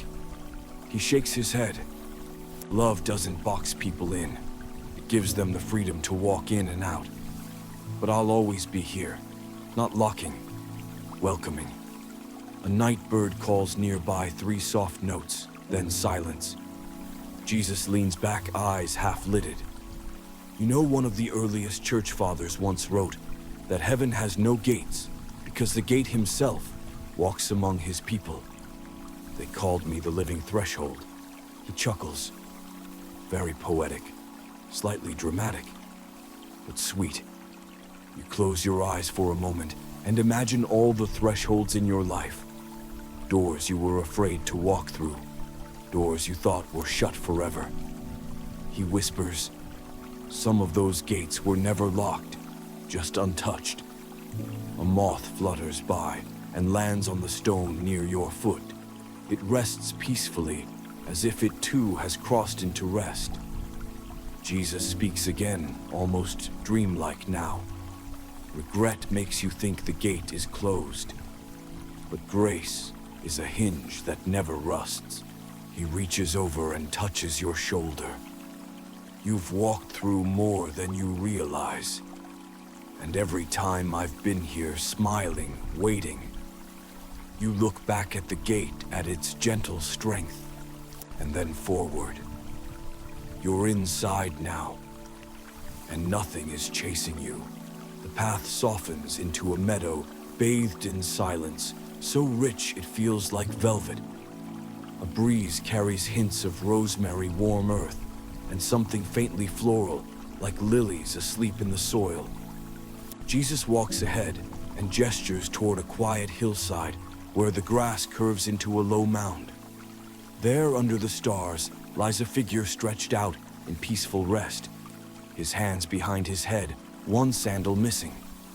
That's Lazarus, Jesus says with a grin. Don't wake him. He naps like it's his second job. You stop in your tracks. Lazarus, the one he raised, Jesus nods as if reading your thoughts. He got very good at resting after the whole tomb thing. Hasn't rushed a single day since. The man stirs slightly, but only to roll over and let out a soft snore that sounds vaguely like contentment in Hebrew. I wept for him, Jesus says, quietly taking a seat on a mossy rock. Not because I didn't know I'd call him back, but because they didn't. Their grief was real. And I never ignore grief. You sit beside him, the grass warm beneath your legs. It's still hard to imagine, you admit. Calling someone out of a tomb. He nods, eyes fixed on the horizon. Some believe I shouted loudly to call him back, so death would know who was speaking. He shrugs. But truthfully, I didn't shout for power. I shouted so he would recognize my voice through the veil. You watch Lazarus breathe slowly, deeply. There's an old story, Jesus continues, that after he was raised, Lazarus never smiled for a full year. Not because he was traumatized, but because what he'd seen was so beautiful, he didn't want to diminish it with words. He turns to you. Death isn't as final as it thinks. A grasshopper chirps nearby. Jesus smirks. That one thinks he witnessed the resurrection firsthand. Tells the other bugs he saw the stone roll. Don't correct him, he needs the confidence. You laugh quietly, not wanting to wake Lazarus. Then Jesus says, "You know, I didn't just raise him for his sisters. I raised him for you, for all the people who think it's too late, who think they've gone too far, grieved too long, buried too deep." You glance back at the sleeping man who now mumbles something indistinct but joyful in his sleep. Jesus leans in. "Lazarus is proof that even the darkest places still hear my voice." He picks a wildflower and twirls it slowly between his fingers. Regret makes tombs in the heart. Build stone walls around what could have been. But I always show up late enough to remind you I wasn't late. You think of your own losses, not just people, but chances. Parts of yourself you buried, assuming they'd never rise again. Some things he says aren't gone, just sleeping, waiting for your spirit to whisper, "Come out." And when it's time, trust me, you'll hear it. The sky deepens. Lazarus lets out one long, satisfied sigh. Jesus lies back in the grass beside you, eyes closed now.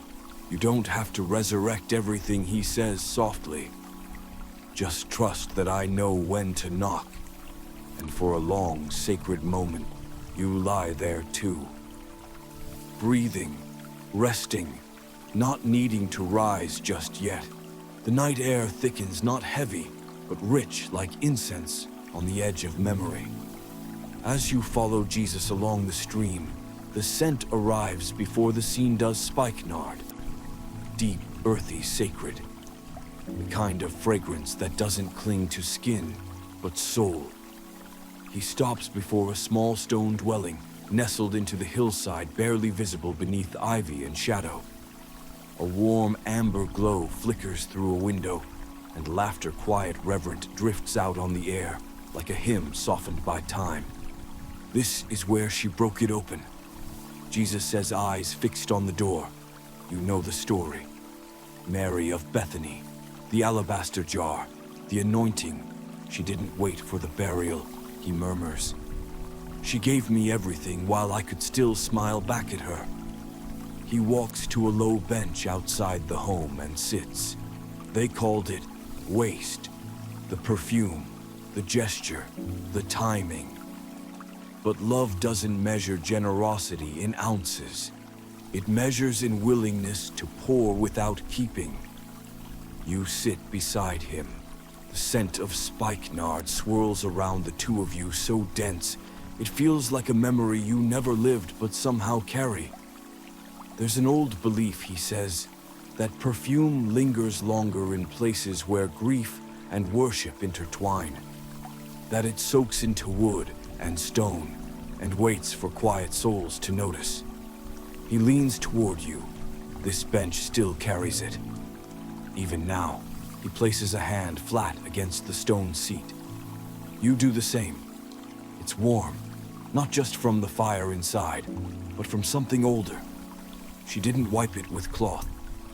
He continues. She used her hair, her glory, her identity. That's what surrender looks like, not just the gift, but the lowering of pride to offer it. You ask if he knew she would do it. He smiles. Of course, but I waited. Because love, real love, is never forced. It only breaks jars when it wants to. The door creaks slightly, but no one emerges. Inside, shadows move like old friends dancing slowly. Some scholars say it was symbolic. He says that the act foreshadowed my burial. He shrugs. They're not wrong. but they miss the personalness of it. Mary didn't just prepare me for death. She reminded me why I chose to die in the first place. You both sit quietly now, breathing in the scent. The stream bubbles gently below. The moon tilts a little higher, as if trying to catch a better view. There's a poem, Jesus says, lost to history, written by a woman who claimed her regrets smelled like unpoured perfume. That she kept her jar sealed because she thought love would come later. He looks at you, but love wants to be spent, not stored. The fire inside flickers once, and a laugh echoes a soft one, full of peace. Jesus stands slowly.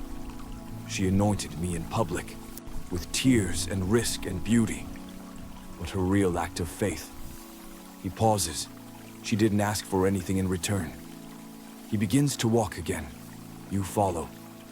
And as you move down the path, the scent follows too, woven now into your clothing, your breath, your memory. It smells like worship, like surrender, like something too costly to name, but not too sacred to give. You follow Jesus down a sloping path where the trees begin to thin and the scent of spikenard fades into the night behind you. The stars widen overhead and the air feels different now, expectant, familiar. You come upon a small clearing with a wooden fence, barely standing. Inside it, nestled among tall grass and half-chewed leaves, is a donkey. It lifts its head, ears twitching, and lets out a long, slow huff. Jesus smiles wide. There he is. The donkey walks toward him with a kind of unbothered wisdom, slow, steady, sure. It pauses in front of him and gently presses its forehead into his chest. Jesus rubs behind its ears. Still not impressed by fame, he murmurs. You realize suddenly, this is the donkey, the one from Palm Sunday, the one that carried the weight of prophecy down the road, lined with cloaks and hosannas. He wasn't bred for kings, Jesus says. He wasn't majestic, wasn't expensive, but he was ready. You reach out, and the donkey lets you pet his side. His fur is coarse but comforting. There's a tradition, Jesus says, that this donkey came from a line descended from Balaam's donkey, the one who spoke. He laughs softly. Apparently, wisdom can run in unlikely families. He walks slowly around the animal. I told the disciples to go untie him and say, "The Lord needs it." That's all. No resume, no ceremony, just readiness. You ask what it felt like to ride into the city like that, knowing what would come. Jesus doesn't answer immediately. He watches the donkey graze. Then softly they cheered me, thinking I was there to conquer. But I came to surrender. The donkey knew, didn't ask, didn't flinch, just carried me forward one step at a time. You both sit on the grass and the donkey settles nearby, chewing slowly. Jesus leans back on his elbows. You know, he says, some scholars argue over why I chose a donkey instead of a horse. They quote Zechariah. They talk about humility. But I think it was simpler than that. You glance at him. He smiles. The donkey was available. A beetle crawls past. Jesus points at it. That one thinks he parted the Red Sea. Probably just walked around a puddle. Who's counting? You chuckle, and Jesus's laughter joins yours, light, effortless. There's a story, he says, that after I rose again, the donkey wandered out into the countryside and never returned to its owner. That it stopped carrying burdens, just wandered in peace. He leans close. Sometimes obedience births a freedom you can't return from. The donkey snorts and rolls onto its side in the grass, exposing its belly shamelessly. Jesus grins. Still doesn't care who I am, only that I was kind. He grows quiet for a moment, then says, "You've carried things too, haven't you? Regret, guilt, other people's expectations. He looks at you gently, but tonight maybe it's enough to just show up and walk the next stretch, slow, steady, unglamorous, but sacred. You nod and something softens in your chest. The donkey lets out one final huff and promptly falls asleep.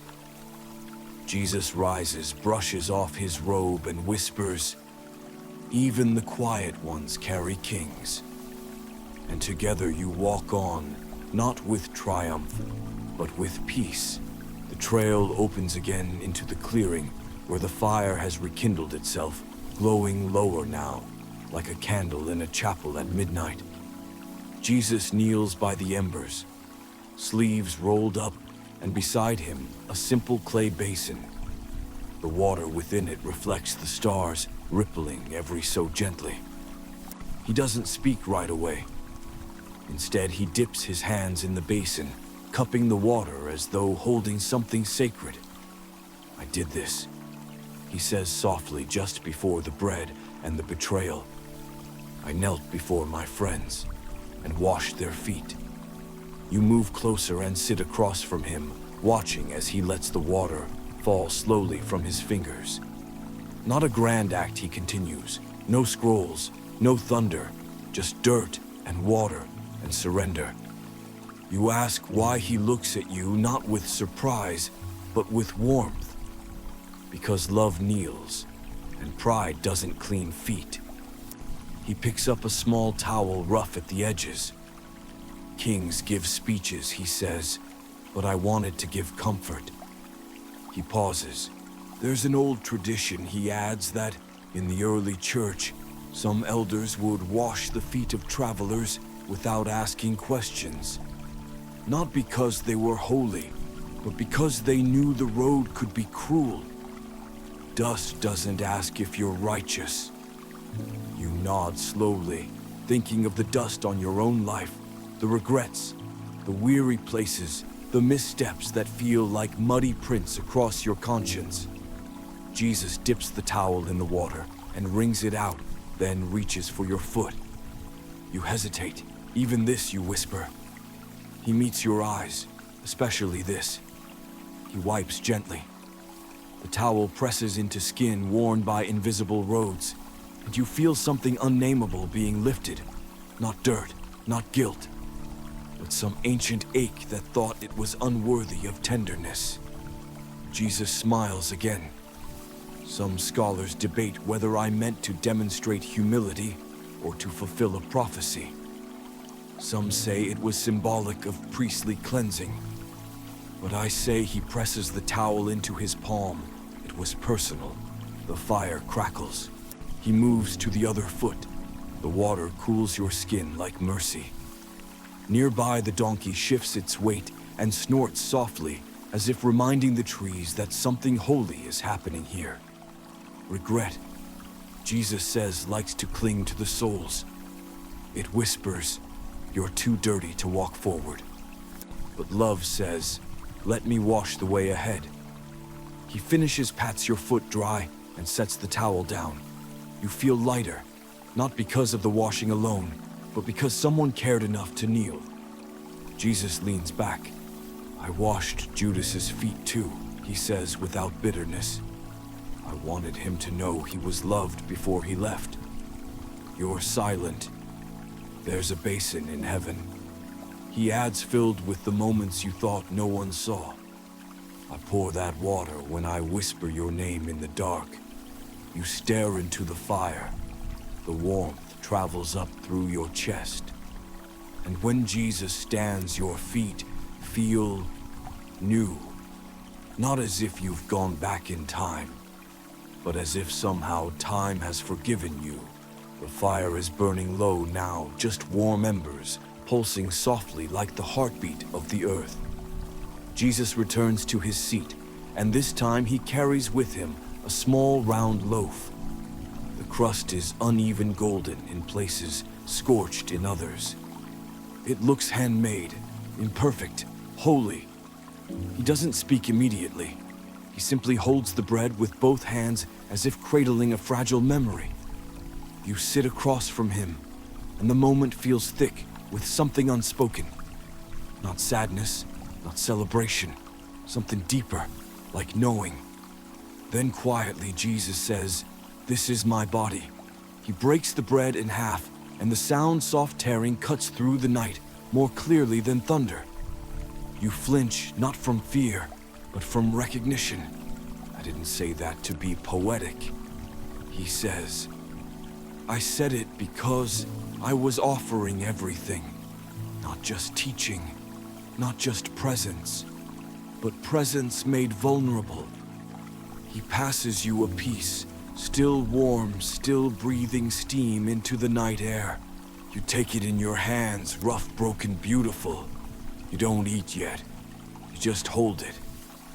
"There's an ancient rumor," he says, smiling faintly, "that when I broke that bread at the Last Supper, a crack formed in the floor beneath the table.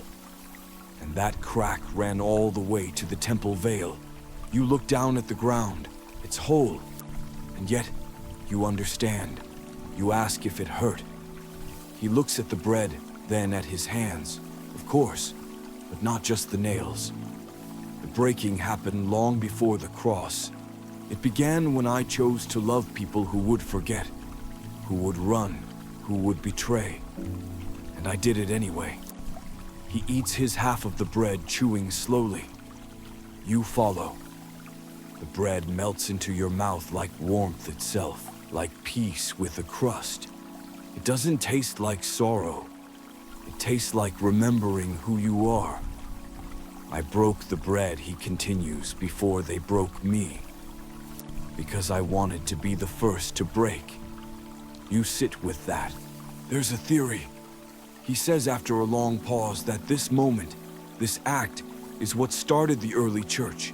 Not the resurrection, not Pentecost. This, just a table, just bread, just love that didn't flinch." He watches you eat, and for a second you feel embarrassed, like he sees every failed fast, every faithless moment, every time you've consumed without gratitude. He nods, reading your heart. And I bless that too. A fox scurries by in the distance, pauses, then curls up beside a log, like it's heard this story before. Jesus reaches for another piece, not for himself, but to leave beside the fire. In case someone else wanders in later, he says, "Hungry people often find holy places by accident." You smile, chewing the last bite, and realize your regrets are quieter now. Not gone, but softer. Like they're listening to something they've never heard before. "Brokenness isn't failure," he says. "It's invitation." You look down at your hands. They're empty now, but still warm from what they held. Jesus leans back and sighs deeply. And in that silence, you understand love doesn't just heal, it shares. The embers flicker quietly now, casting long shadows across the stones and the folds of Jesus' robe. He's staring into the fire, not lost in thought, but holding something. A name, a night, a weight too tender for bitterness. "You're thinking about Judas," you say quietly. Jesus nods. "He sat right there," he says, pointing to the opposite side of the fire. "Close enough to hear me chew. Close enough to dip his bread in my bowl." You glance at the spot. It looks no different than yours. Just dirt and ash, and a memory that still hums faintly. "I washed his feet," Jesus continues, almost to himself. "I handed him bread. I called him friend." His voice doesn't crack, but it pauses like a string pulled tight and then released slowly. You ask, "Did you know?"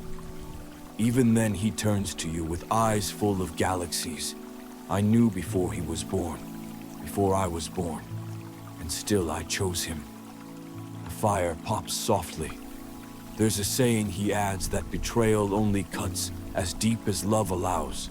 I let him close because I loved him deeply. That was never a mistake. You're silent, unsure whether to grieve or marvel. Some scholars argue over why Judas did it. He says, greed, disillusionment, a misguided attempt to force my hand. He shrugs. They may all be right. But reasons are not the same as understanding. He picks up a twig, tosses it into the fire. The saddest part wasn't the kiss. It was the silence. He left into the night, and I never heard his voice again. You ask if Judas could have been forgiven. Jesus turned slowly toward you. Forgiveness was already offered. But shame has a way of stuffing grace into pockets we never reach into again.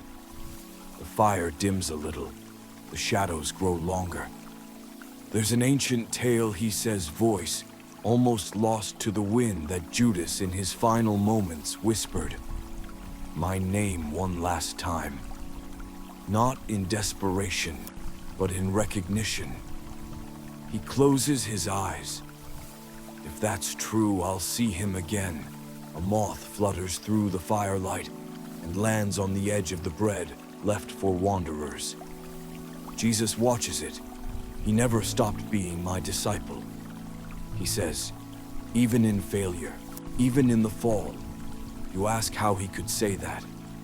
Jesus picks up a stone, smooth and dark, because I never stopped loving him.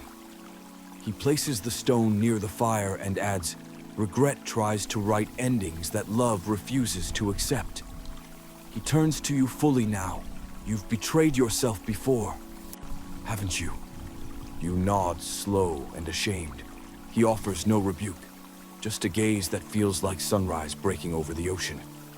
I sat with you too, he says. Even in that moment, I shared my bowl with your heart when it was divided. And still friend, always friend. The night holds stillness, like a song paused on the final note. You watch the stone beside the fire. It seems heavier than it should be. Or maybe truer. And in the soft flicker of flame, you understand something Judas never let himself believe. Love does not flinch from proximity to brokenness. It leans closer and stays. The fire fades behind you now as Jesus walks into a grove where the shadows deepen. The trees are familiar, gnarled olive trunks, twisted like weary hands, their leaves trembling with memory. You follow him into this darker quiet where even the stars seem to dim their gaze. This is Gethsemane, he says softly. The garden of pressing. You step carefully. The ground is uneven, scattered with fallen olives and forgotten prayers. Olives don't release oil by being admired, he murmurs, kneeling near a flat stone. They have to be crushed. He runs his fingers over the surface. It's stained, but not with color, with weight. You sit beside him, and for a while he says nothing. The silence here is not empty. It's full thick with invisible wrestlings. I ask them to stay awake, he says, finally, voice low. Just 1 hour. Just enough time to feel the world teeter between surrender and escape. You remember the story how his friends slept, how the night breathed heavy with dread. I didn't pray to avoid the cross. He continues, I prayed to survive the ache of knowing it was near. He glances at you.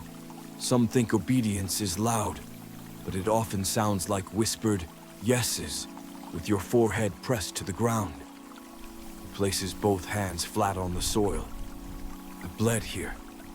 Not from nails, not yet, but from knowing. His voice trembles slightly like the trees around you. There's an apocryphal teaching. He says that the angels who came to strengthen me weren't warriors. They were gardeners, gentle, silent ones, who only knelt beside me and touched the soil so I'd remember where I came from. He picks up an olive still bruised from its fall and presses it lightly between his palms. Pain is not always punishment, he says. Sometimes it's the cup we drink so others won't thirst. The moon peeks briefly through a cloud, silvering his face. You notice his eyes wide, shining tired. I asked for the cup to pass, he says, finally meeting your gaze. Not because I was unwilling, but because I was human. You feel that, the weight of it, the divinity in distress, the holiness of not wanting the road ahead. He lies back now on the earth, one arm beneath his head. You've prayed here too, he adds. Not in this garden, but in your own, when the choice was between comfort and calling, when surrender felt like death. You nod. A soft rustle echoes in the trees. A night owl calls long and low, as if it too remembers. Jesus points to a nearby tree. That one witnessed every tear, every drop. It leans that way now because it remembers the weight I pressed against its roots. You glance at it. Its trunk is bowed slightly. Not broken, just humble. There's a legend, he says, eyes closing, that the dew in this garden can heal scars if gathered at midnight. I don't know if that's true, but I do know when I stood again, I wasn't alone. You lie beside him, now the olive leaves above you trembling. I said, not my will, but yours be done. Not because I had no will, but because I trusted his more than my own. The garden holds the moment gently like a chalice, and beneath those trees, on soil once soaked with blood that smelled like longing, you let your own regrets breathe. And find they are not beyond redemption. The garden breathes heavy, now cloaked in stillness, too deep to be natural. You and Jesus sit beneath the bowed tree, as footsteps soft but purposeful begin to stir the far edge of the grove. Lanterns flicker through olive branches like false stars, carried by those who come not to pray, but to take. Jesus doesn't rise. He watches. This is where the betrayal comes.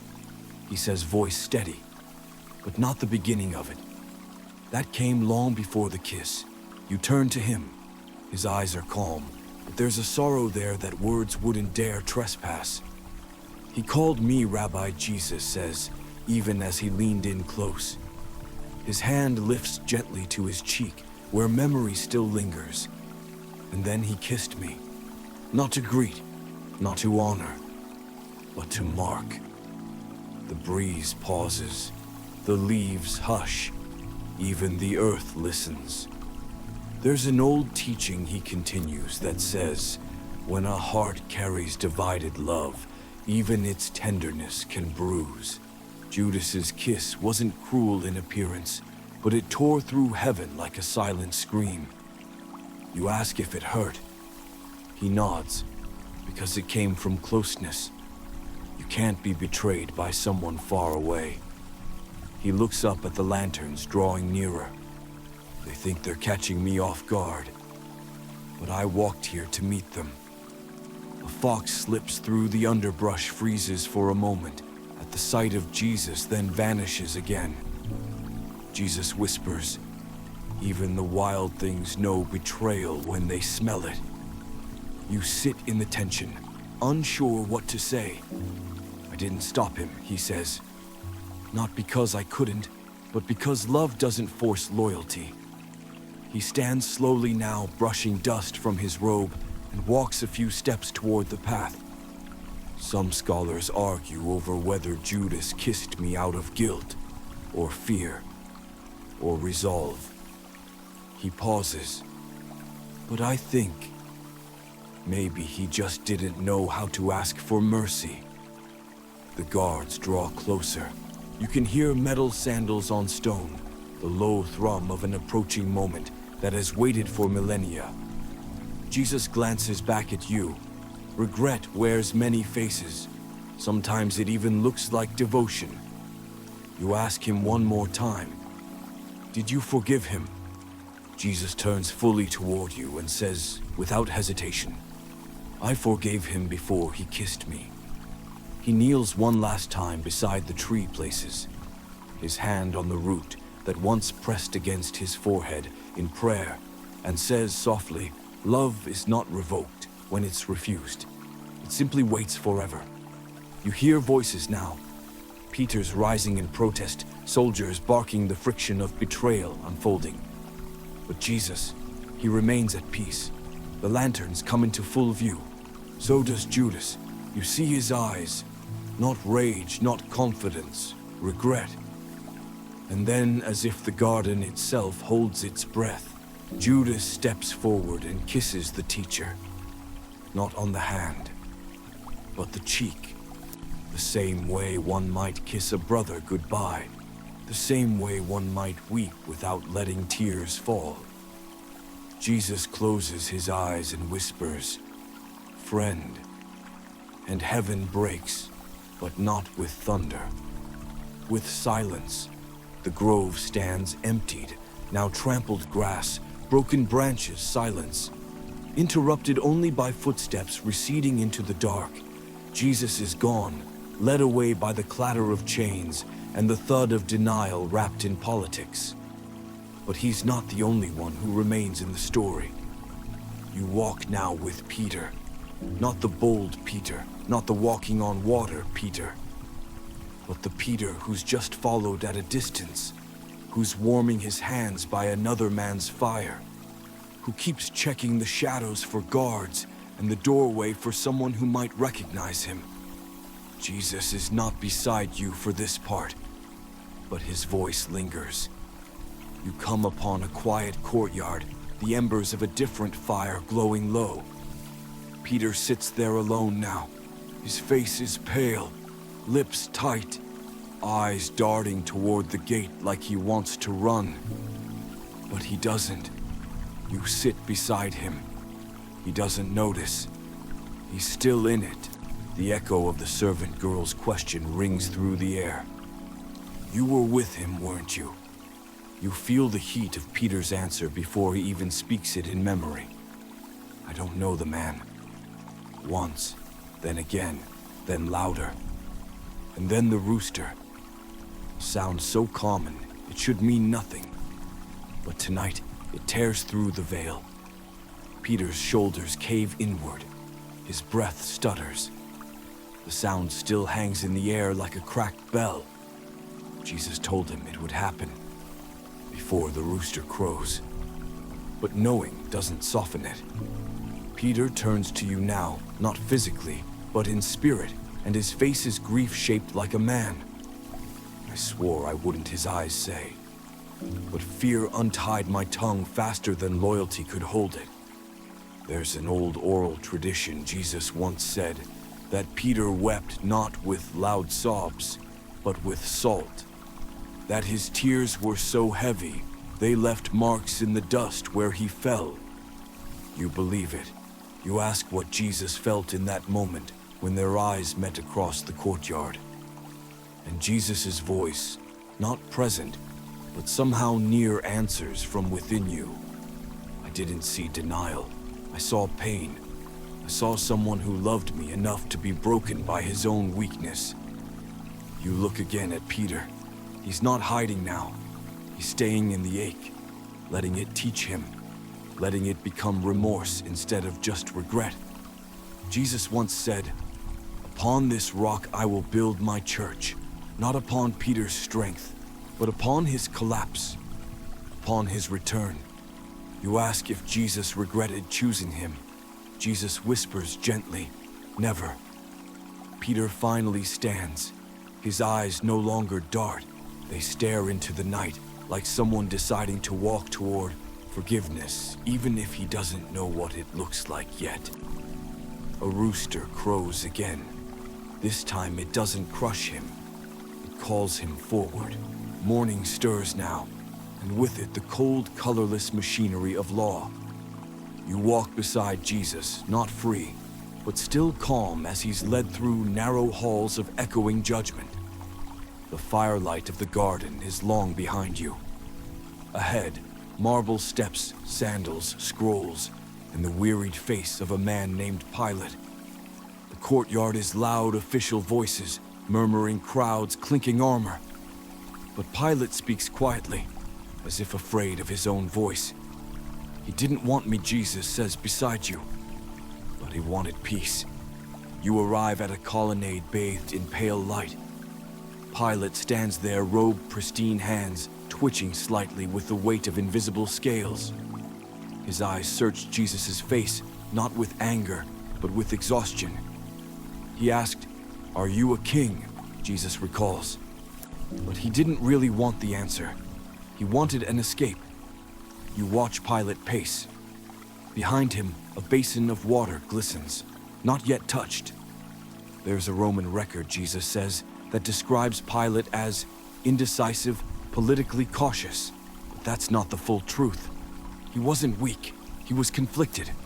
His instincts said I was innocent. His world said expedience. You look at the basin, you know what's coming. He offered them a choice.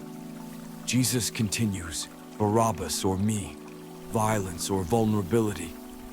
His eyes narrow with memory, and the crowd chose what they understood. Pilate's wife enters briefly, whispering urgently, "Have nothing to do with that righteous man. I suffered in a dream because of him." Jesus smiles faintly. Even in dreams, truth tries to find a foothold. And still Pilate hesitates. Still he lingers at the line between fear and faith. You ask, why didn't he believe Jesus walked slowly to the basin? Because belief demands surrender. And Pilate wasn't ready to lose the approval of Caesar for the sake of a carpenter. He steps beside the water now and dips his hands into the basin. But he washed his hands, you say?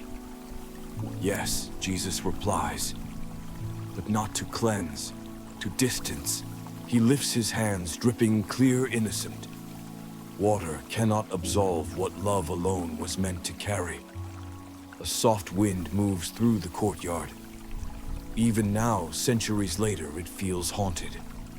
Some scholars argue Pilate's role was necessary, that he was a pawn in prophecy. But I don't deal in pawns, Jesus says. He had a choice, and he knew it. You ask, did he regret it? Jesus looks down, contemplative. He asked me, "What is truth?" And then he walked away before I answered. He steps back from the basin. But history keeps asking. He turns to you, eyes filled with knowing. Regret doesn't only live in action. It lives in avoidance. The things we don't say, the stands we don't take, the truth we almost listen to. You walk beside him now as the trial moves forward, the crowd rising, the verdict forming. Pilate watches from his high seat, his hands clean, his heart clouded. The judge who washed Jesus says could have believed, but in the end he trusted fear more than me. A soldier shouts, the crowd roars, and the basin still shines. The air shifts heavier now, the kind of weight that doesn't fall from the sky, but from hearts. Jesus walks beside you through a corridor, echoing with footsteps and mockery. You don't see the crown yet, but you feel it approaching. I said I was a king, he murmurs. So they gave me a crown. And there it is, twisted, crude, woven from desert thorns meant to keep animals from grazing, now repurposed for humiliation. A soldier lifts it carelessly and presses it onto his head. You flinch as the points pierce his brow, not dramatically, not gory, just silently, like hope being wounded in slow motion. Jesus doesn't cry out, he exhales. They thought it was clever, he says, to mock my kingdom with pain. He touches his forehead gently, but even that pain was allowed. You ask why he didn't resist. Because hope wears thorns too, he says. Not all crowns glitter. There's an old Coptic legend that the thorns used for my crown came from a plant that had once lined the path to Eden. After Adam left, the thorns grew, as if creation itself wept in bramble. And when they crowned me, he pauses, I wore the sorrow of the garden like a diadem. You feel something twist in your chest. He sees it. Regret, he says, loves thorns. It whispers, "You deserve this. You made your bed, now wear it.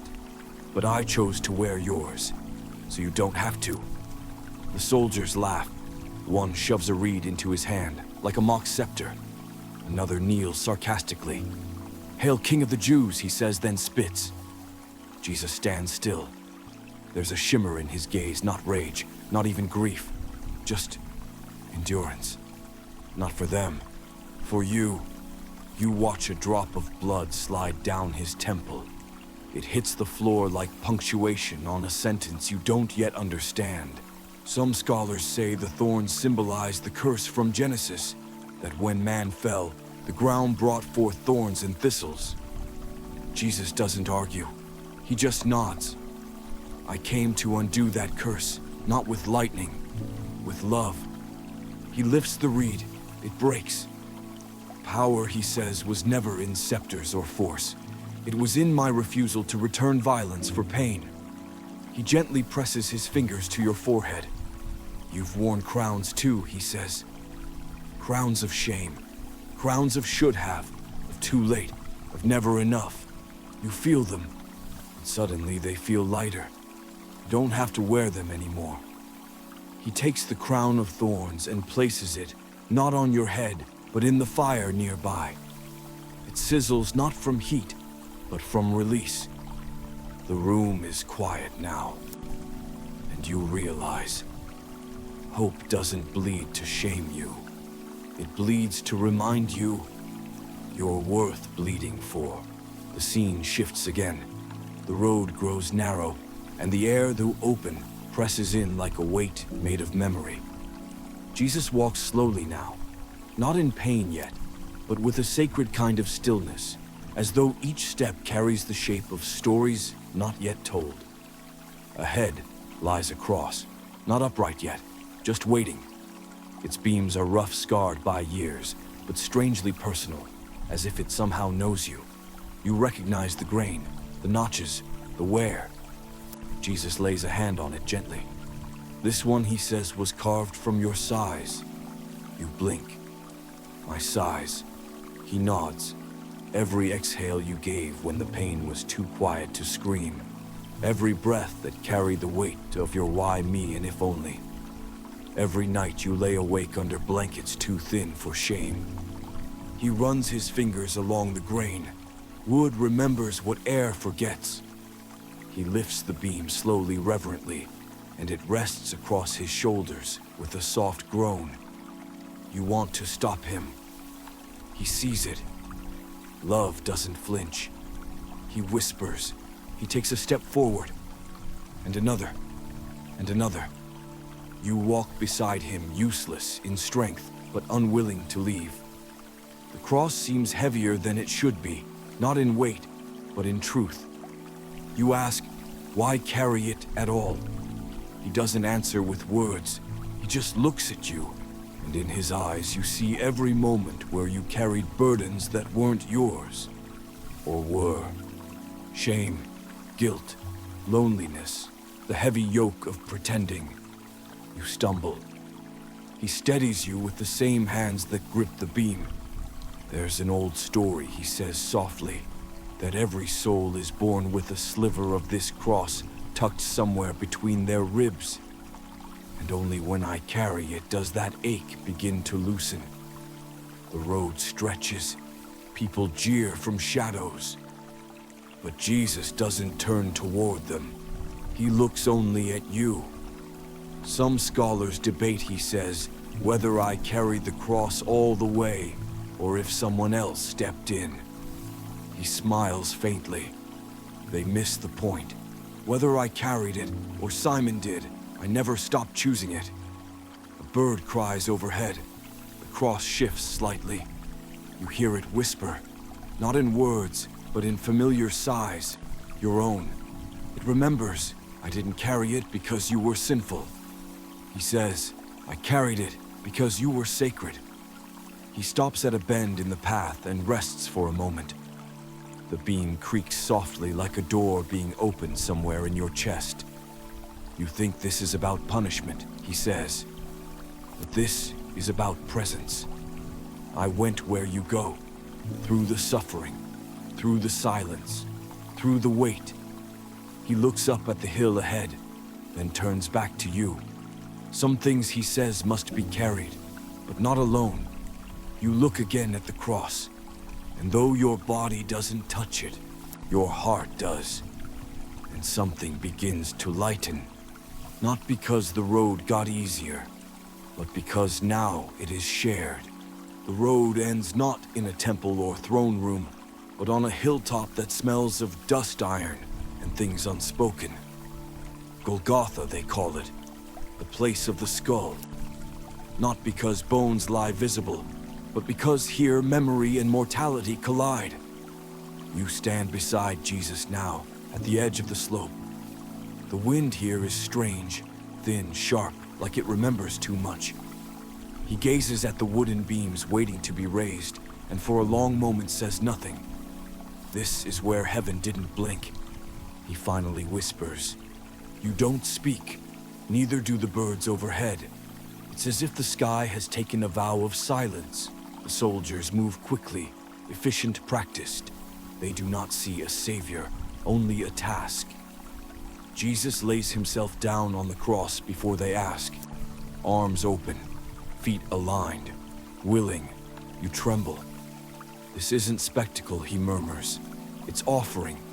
They drive the nails, not violently, just methodically. But the sound, oh, the sound lands like thunder beneath your ribs.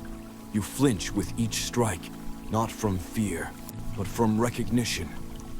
Because every regret you've ever buried under good behavior echoes in those hammers. And he hears them, and still, he stays. There's a legend, Jesus whispers, teeth clenched but spirit steady, that the trees near this hill grew twisted for generations, ashamed of what their wood was used for.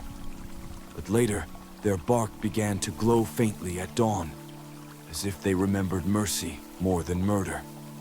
The cross is lifted now, planted upright, and suddenly, the whole hill shifts, not physically but in meaning, because the instrument of death becomes the altar of divine permission, permission for you to be loved publicly.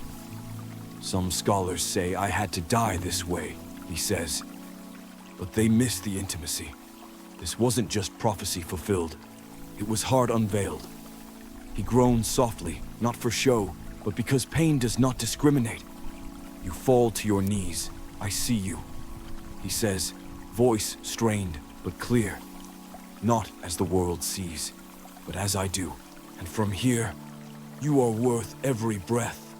Blood trickles down the wood, weaving between grain like red silk. The clouds begin to gather, and still he watches you. You've tried to climb hills before, he says, carrying your own sorrow like a cross. But I brought mine here, so you could lay yours down. You ask, shaking, is it finished? He smiles even now. Not yet. He looks to the sky, but soon. And in that moment, with the weight of the world hanging between heaven and earth, you realize this is not the end. It's the beginning of everything mercy was waiting to say. Out loud, the sky darkens, not like nightfall, but like a breath held too long by the lungs of the world. Shadows stretch unnaturally. Birds fall silent. Even the wind seems to forget how to move. Jesus hangs now, not just in body, but in the in-between, between justice and grace, between heaven and earth, between what was and what will be. You stand beneath the cross and wait. He lifts his head slowly, painfully, and speaks not to the crowd, not to the guards, but to the unseen presence that has never left him. My God, why have you forsaken me? It lands in the air like thunder, with no storm raw sacred aching. You tremble. He wasn't asking for rescue.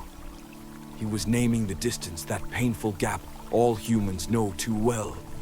The feeling of reaching upward and touching silence. There's an old rabbinical saying, you recall him once, whispering that when a righteous man suffers, the heavens grow quiet, not because they don't care, but because they're listening closer than ever. The sky cracks, the ground hums, and Jesus, still suspended, draws in one final breath. He cries out, "It is finished." The sound is not shouted in defeat, but declared in fullness, as if mercy had reached its edge and leapt and landed in your chest. You feel it before you hear it. The veil. In the temple, the curtain that separated man from the most holy place rips from top to bottom, not from earth to heaven, but from God downward. It splits like an invitation, like an old boundary surrendering to a new reality. Jesus exhales, and with that breath, the air remembers how to move again. There's an old story he told once, that when the veil tore, a hidden inscription was revealed in the stitching. A single word, beloved. The ground quakes now, not violently, but as though creation itself kneels. You fall too, not from fear, from awe. He hangs still, but the silence is no longer deathly. It is holy. You ask quietly through tears, "Is this what love looks like?" Jesus doesn't answer with words, because the cross is the answer. And love, real love, does not whisper from a distance. It bleeds beside you. It dies so your shame doesn't have to. And in that cry that shattered history, tore through separation, and echoed through time, you hear, perhaps for the first time, you are no longer far. You are no longer forbidden. You are home. The hill is quiet now, not empty but hushed, like the moment after a song ends, when the last note still hangs in the chest. You walk slowly, following a path worn by grief and reverence. Jesus is no longer on the cross. His body has been taken, gently wrapped in linen, soaked with spices and tears. The wind no longer bites. It waits.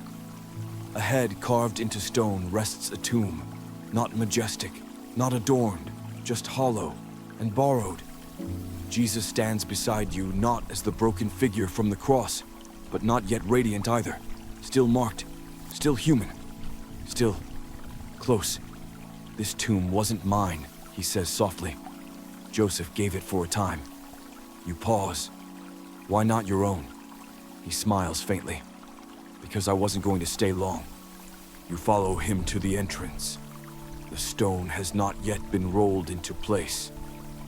You peer inside, cool shadows, limestone walls, a ledge for the body, and something more, stillness.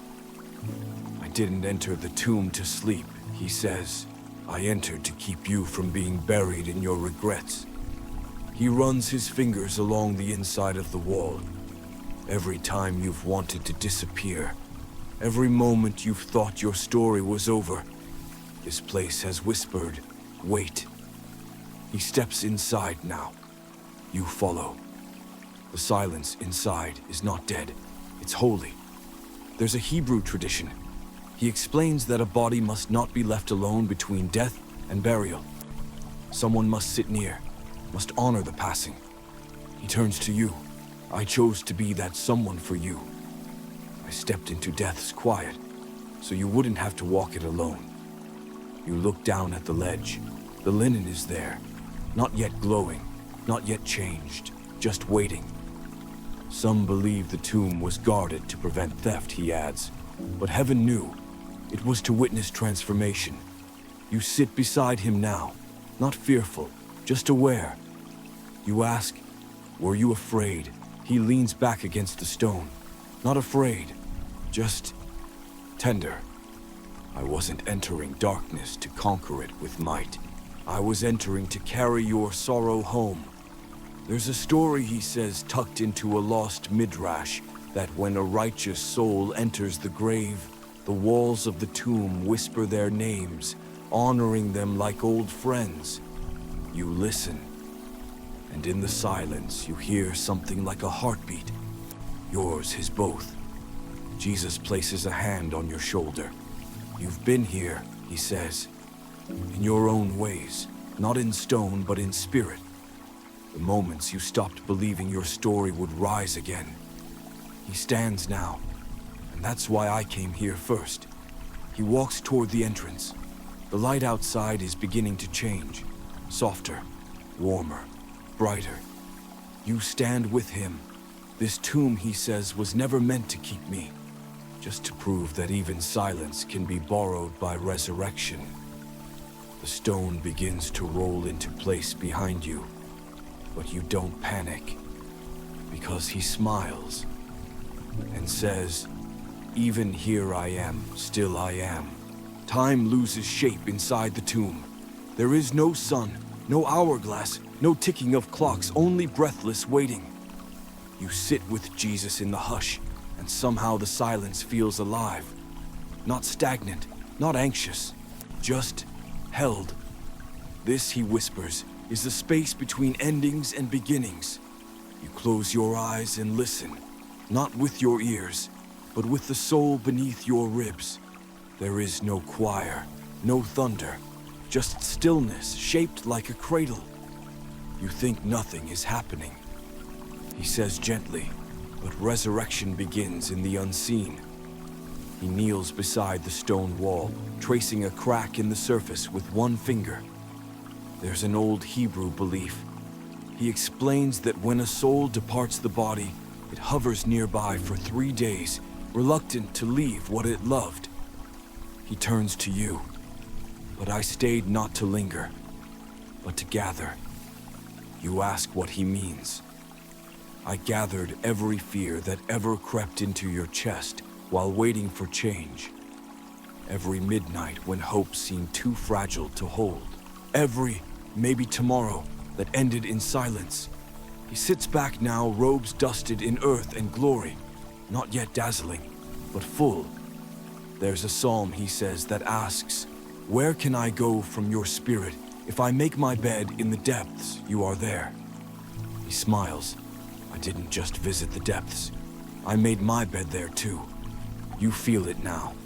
Not as darkness, but as warmth from underneath the cold, like a fire hidden under ash. You've had days like this. He continues, days that feel like burial, like breath has paused, like the story forgot to turn the page. He leans in. But those days, those in-between moments, are where resurrection learns your name. You ask if he was alone. No, he says. I walked the halls of death and found every locked door, and I whispered to each open. He lifts a hand slowly, and you see it not glowing but marked, still bearing the shadow of the nail. Some say I preached to the dead in those 3 days. Others believe I rested. A few believe I fought demons and shadows. He chuckles softly. I did something far more terrifying. What I waited. You look at him. Waited for you. He stands now. The tomb doesn't feel like a prison anymore. It feels like a cocoon. He walks to the doorway where the light pulses just beyond. Most miracles don't begin with explosions, he says. They begin with a hush, the breath between Friday's agony and Sunday's joy. He turns to you one last time before stepping into the dawn. You're not stuck, he says. You're becoming. And as the stone shifts, and as light breaks through the seams of stillness, you feel something in your chest begin to stir. Not loud, not fast, just one small heartbeat after another. Waking. The dawn isn't loud. It creeps softly through the garden, brushing the leaves with gold and coaxing color back into the petals of flowers that have waited patiently through the night.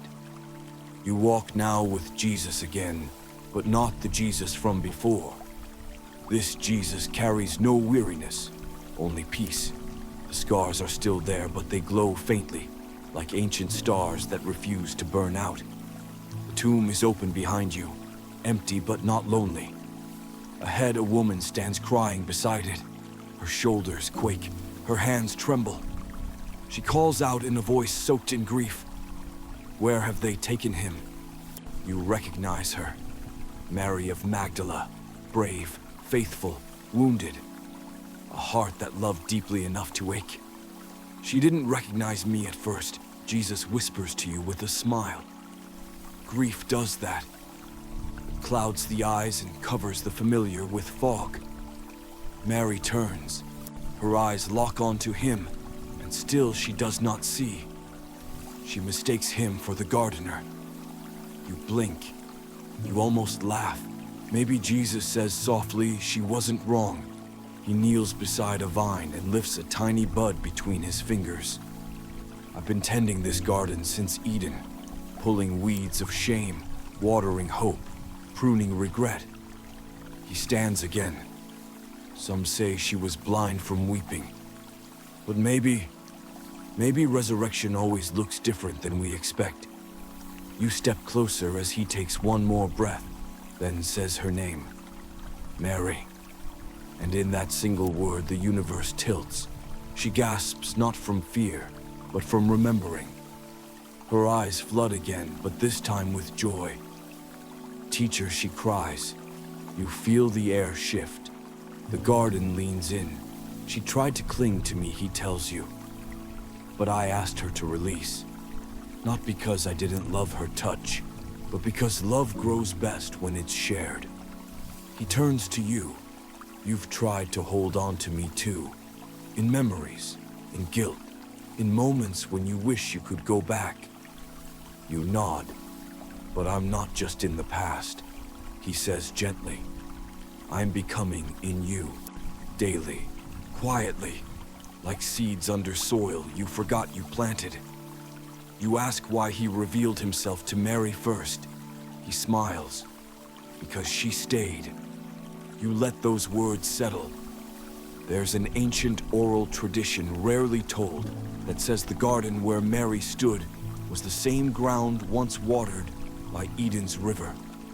And that resurrection began not in a temple or battlefield, but in the same kind of space where loss first bloomed. She runs now off to tell the others, her tears trailing behind her like petals. Jesus watches her go, and then turns to you. I let her think I was the gardener, he says again. Because I am. And your heart, he points gently to your chest. It's my favorite plot of soil. The light pours now golden and full. The garden breathes. And resurrection is no longer a story you observe. It is a season you now live in.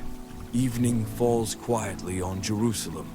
The kind of quiet that doesn't settle from the sky, but rises from within trembling hearts. The disciples have gathered not in triumph, but in hiding. The door is locked, the shutters drawn. The air smells faintly of oil dust and fear. You walk among them now unseen but present. Every face carries a different regret. Thomas paces silent. John whispers scripture under his breath, like a rope trying to anchor his soul. Peter sits near the wall, eyes, red thumb, tracing a scar on his wrist, as though hoping it might spell out forgiveness. Then, without sound or signal, he's there, Jesus. No door opened, no window shifted. He simply is. Standing in the center of the room, not as a ghost, as a presence. Peace be with you, he says.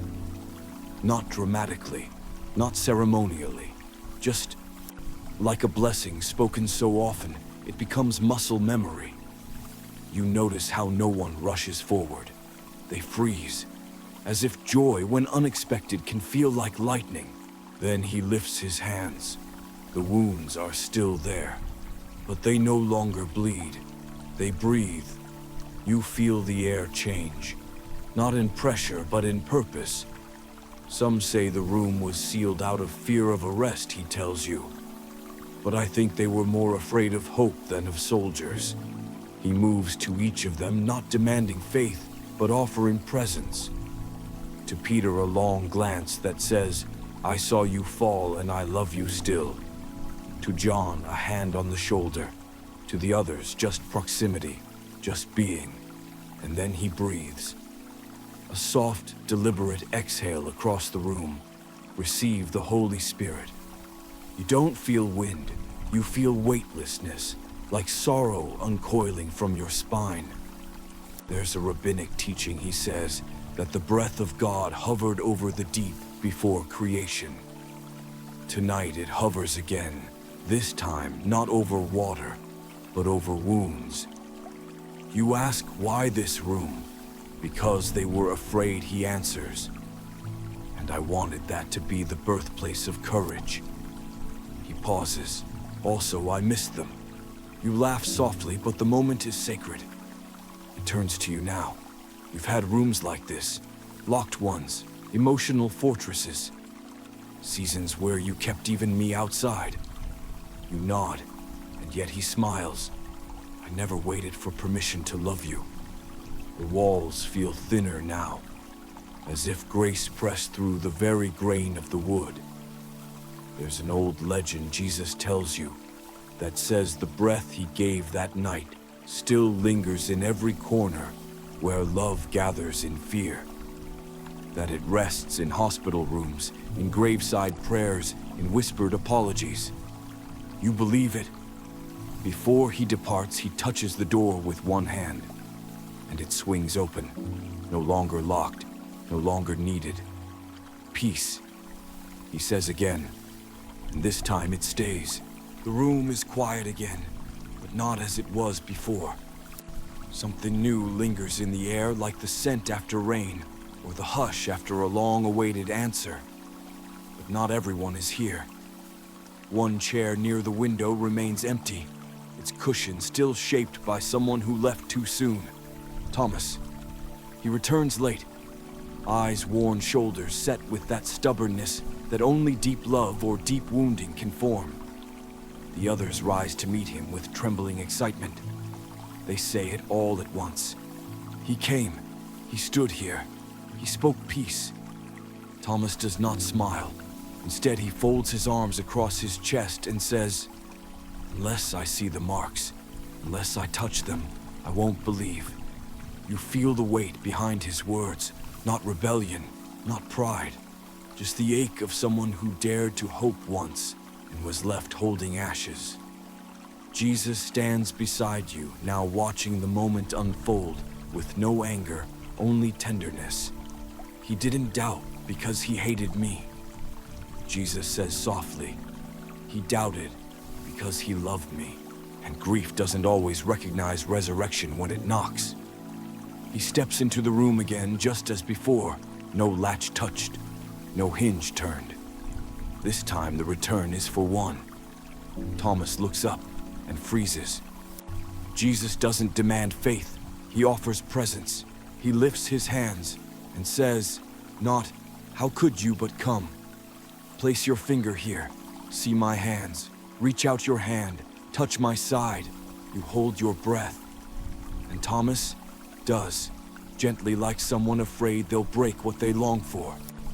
His fingers trace the wound, and suddenly the word scar no longer feels like a flaw, but a doorway. Jesus winces slightly, not from pain, but from shared memory. There's an Aramaic poem, he whispers, that says, when two people touch the same scar, their souls understand one another without words. Thomas drops to his knees, "My Lord and my God," not shouted, just breathed, as if faith finally returned home. Jesus kneels too, places a hand on Thomas's chest. "You believed because you saw," he says. "Blessed are those who believe, without seeing." He looks at you now. Even now he whispers, "You still wonder if I see your doubt as disloyalty. But I don't." You ask what he sees instead. He smiles. "I see a heart that refuses to settle for borrowed belief." He traces the edge of his own wound. "I didn't keep these scars because I had to. I kept them because you needed them." The wind stirs, and you realize Thomas was never the doubter to Jesus. He was the one who stayed when it hurt, and ask the question aloud that most keep buried. And in return, he touched eternity, and eternity welcomed him. The sea greets the morning with sighs, brushing the shoreline in gentle rhythms like a lullaby for tired fishermen. You're there beside Jesus, standing on damp sand that still remembers the footprints of long-gone storms. The disciples are out in the boat again, casting nets, failing, again. Jesus watches them from the shore, not impatient, not judging, just smiling, as if déjà vu tastes sweeter when love writes the repeat. He cups his hands to his mouth and calls out, "Children, have you caught anything?" They pause. No. He nods toward the right side of the boat. They obey. The nets strain. The boat shifts. And John leans close to Peter and says what the heart always knows before the mind can catch up. It is the Lord. Peter doesn't wait. He throws himself into the sea, not to swim, but to close the distance between regret and reunion. You follow him to shore, and there on the sand, you see it. A small fire of burning coals, fish roasting, bread warm. Breakfast made by hands that once multiplied loaves and now simply serve. Jesus turns the fish. No miracles, no proclamations, just smoked salt and silence that says, "I see you." Peter stands dripping nearby, unsure whether to kneel or run. Jesus gestures to him softly. "Come, eat." And he does. But the real meal hasn't begun yet. Jesus tears a piece of bread and hands it to him. The firelight flickers across his face. Then the question comes, "Simon, son of John, do you love me?" Peter swallows hard. "Yes, Lord, you know I do." Jesus nods. "Feed my lambs." Again. "Do you love me?" Again. "Yes." "Take care of my sheep." A third time. "Do you love me?" And now Peter trembles. His voice thins. "Lord, you know everything. You know I love you." Jesus smiles gently. "Then feed them. Not with fish, with grace." You feel the air shift. 3 denials, 3 questions, 3 chances to come home. There's an ancient legend Jesus says to you that the fire used that morning was made from the same kind of coals as the fire in the courtyard where Peter denied me. He watches Peter now. Because redemption doesn't erase memories, it reclaims them. Peter's shoulders relax. The salt water on his skin has begun to dry, but his soul feels washed. You ask if breakfast mattered more than the miracle. Jesus grins. Sometimes feeding someone is the holiest act. He turns the last fish. Forgiveness, he adds, isn't always a trumpet. Sometimes it's just coals, bread, and a question. The disciples laugh now, full-bellied and sun-kissed. The nets lay abandoned on the shore, but no one minds. Because this meal, this moment tastes like mercy still warm. The path winds gently upward now through fields that shimmer with golden weeds and scattered wildflowers. A breeze follows you, not strong, but purposeful, like a page being turned softly by unseen fingers. You and Jesus walk side by side, not in silence, but in something quieter than words. Ahead, a mountain rises, not the grandest, not snow-capped or distant, just high enough to see where sky kisses earth. This, Jesus says, is where they'll say goodbye. You pause. He doesn't. Not because he's in a hurry, but because he remembers. Every goodbye ever spoken in pain. Every parting that felt like a breaking. Every soul who stood on the edge of a next chapter and trembled. You reach the slope's crest. The disciples gather there, breathless from the climb, unsure whether to bow or cling. Some fall to their knees, a few hang back, and a few still doubt. Jesus doesn't scold them. He simply stands among them like he always has, Some scholars argue he says softly to you that the Great Commission was my final command. But it wasn't just instruction, it was invitation, a doorway into legacy. You listen as he lifts his voice, not loud, but with authority, that makes leaves still and hearts stir. All authority in heaven and on earth has been given to me. The disciples lean closer.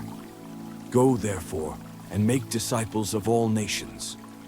You feel the world expand as he speaks, not geographically, spiritually, as if borders begin to blur beneath love's relentless reach, baptizing them in the name of the Father, and of the Son, and of the Holy Spirit.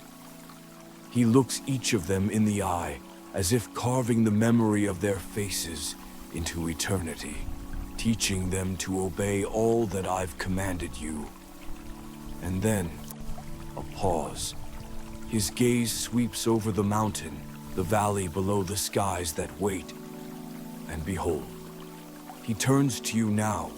I am with you always, even to the end of the age. A silence falls, not empty but full.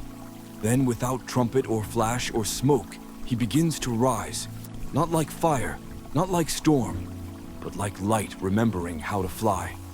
You don't watch with grief, you watch with breath, caught in awe. Some say clouds took him, others say heaven opened. But what you feel, is that part of him stayed in Peter's shoulders, in John's gentleness, in Mary's joy, in your breath.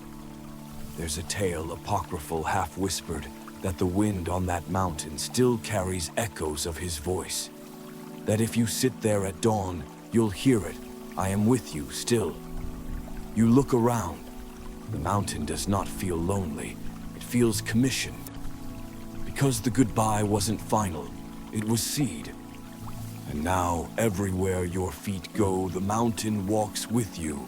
The streets below hum with quiet anticipation. Something unseen moves through Jerusalem. Not a parade, not a protest, just presence. You feel it in the air like heat before a storm, like music tuning in another room. Climb the stairs slowly, the wood warm beneath your steps. At the top, a door stands slightly ajar. The upper room, not unfamiliar. This was where bread was broken, where feet were washed, where betrayal first crept in like a shadow disguised as routine. Now it's filled again, but not with fear, with waiting. You step inside. The disciples are there. Women too, gathered close in a circle of breath scripture, memory and ache. They do not speak much. They've learned that some moments require hunger more than answers. Jesus stands beside you, quiet, but smiling. They didn't know what would happen. He says, only that I told them, wait. So they waited. Not because they understood, but because they trusted me more than their confusion. The room is stuffy hot, with too many hearts and too much hope. Then, without warning, it comes. A sound, not loud, not soft, not thunder, not whisper, just wind. But not from the windows, from within. It sweeps through the room like a holy hush, turning into a song. You feel it pass through you, not pushy, not forceful, but like breath exhaled by God himself. Tongues of flame appear, not consuming, but resting. Each head glows, each soul opens. They begin to speak, not in chaos, but in chorus. Languages they never studied flow like rivers that suddenly remember their source. And no one is left out. Not the stammerer, not the widow, not the skeptic. Jesus leans close to you. This is what with you always looks like. You ask, why tongues of fire? He touches the air above your head, because fire purifies and warms. It clears the old and prepares the new. And words, when lit by love, become bridges instead of borders. Outside, a crowd gathers. They hear their mother tongues in voices they don't recognize. Some scoff, others weep. and still the wind does not leave. There's a Hebrew legend Jesus tells you that the breath of God at creation scattered across the earth, and that at Pentecost it gathered itself back together in this room, not to return to heaven, but to stay. You look around, the fear is gone. In its place, firelight and understanding. Peter stands. He begins to speak not as a fisherman, but as a flame bearer. His words pierce, heal, gather. And the gospel is no longer just a story. It is now a language all can hear. Jesus whispers, "This is not the end of the story." You look at him. He grins. "It's the day my voice became many. The fire didn't fade. It walked." From that upper room, it stepped into sandals, into streets, into cities that had never spoken the name Jesus, but had long hungered for someone like him. You walk now through narrow alleys of Jerusalem, watching the disciples once quiet, once broken, become living lamps. Not perfect, but lit. Peter's voice echoes through a crowded square, not polished, but convicted. His words don't shimmer with theology, they bleed with memory. And still, thousands gather, thousands believe. This Jesus says beside you was never about creating a monument. It was about movement. You follow him down the path outside the city. Dust rises behind your steps like incense. The breeze carries laughter and scripture in equal measure. This fire, he continues, was meant to travel, not be caged in temples, not reserved for a chosen few, but to run like water spilled from heaven's cup. You ask, but what about the struggles, the doubts they still carried? He nods. They brought those too. You pass James deep in prayer, Matthew teaching by lamplight, Thomas tracing new routes into India. Each of them a spark flung into the dark, imperfect, but unafraid. There's an old tradition, he says, that each of the apostles heard God speak in the language of their future mission. That Pentecost was not only a filling, but a calling. You pause at a fork in the path. Which way leads to the end, you ask? Jesus turns to you. There isn't one. You frown. He smiles. The gospel isn't a circle that closes. It's a line that extends with every step you take. You see it now, winding trails leading to Rome, to Africa, to distant isles. Some paved in miracles, some in martyrdom, but all bearing footprints of those who carried the flame forward. He shows you scrolls inked by trembling hands, letters wrapped in prayer, churches meeting in caves, and courtyards and kitchens. You wonder if they ever felt lost, he says. They did, but they walked anyway. There's a saying whispered in early house churches that when the Spirit fell at Pentecost, it didn't land once. It lands again every time a heart chooses love over fear, truth over silence. You ask, so we're still walking. Pentecost, Jesus grins. You're still living it. He steps aside now, inviting you to continue. And the road before you doesn't shimmer with gold or signs. It stretches real dusty holy, awaiting your next step. The road narrows again, not with danger, but with focus. The noise of cities and sermons softens behind you. Jesus walks beside you, but now more like a guide than a narrator. The world feels quieter, and your footsteps echo with a kind of sacred weight. He stops by a tree. Not tall, not old, just steady. He sits, and so do you. You've heard the stories he says, the miracles, the cross, the resurrection, the wind, and the fire. You nod. But now he adds, it's time to find the part you're still writing. You look down at your hands. There's nothing in them, no scroll, no pen. Where do I begin, you ask? He leans in and taps your chest. Here. You look again. and you see it. Faint but real lines of light etched along your fingers. Not scars, not marks, letters, written in the language of moments you thought no one saw. That time you offered kindness when it hurt. That night you sat with grief instead of turning away. The silent prayers, the stubborn hope, they're already written, he says. Not on paper, on your life. You remember a verse one often read, but rarely heard. Paul once wrote, "You're a letter, known and read by all, a living epistle."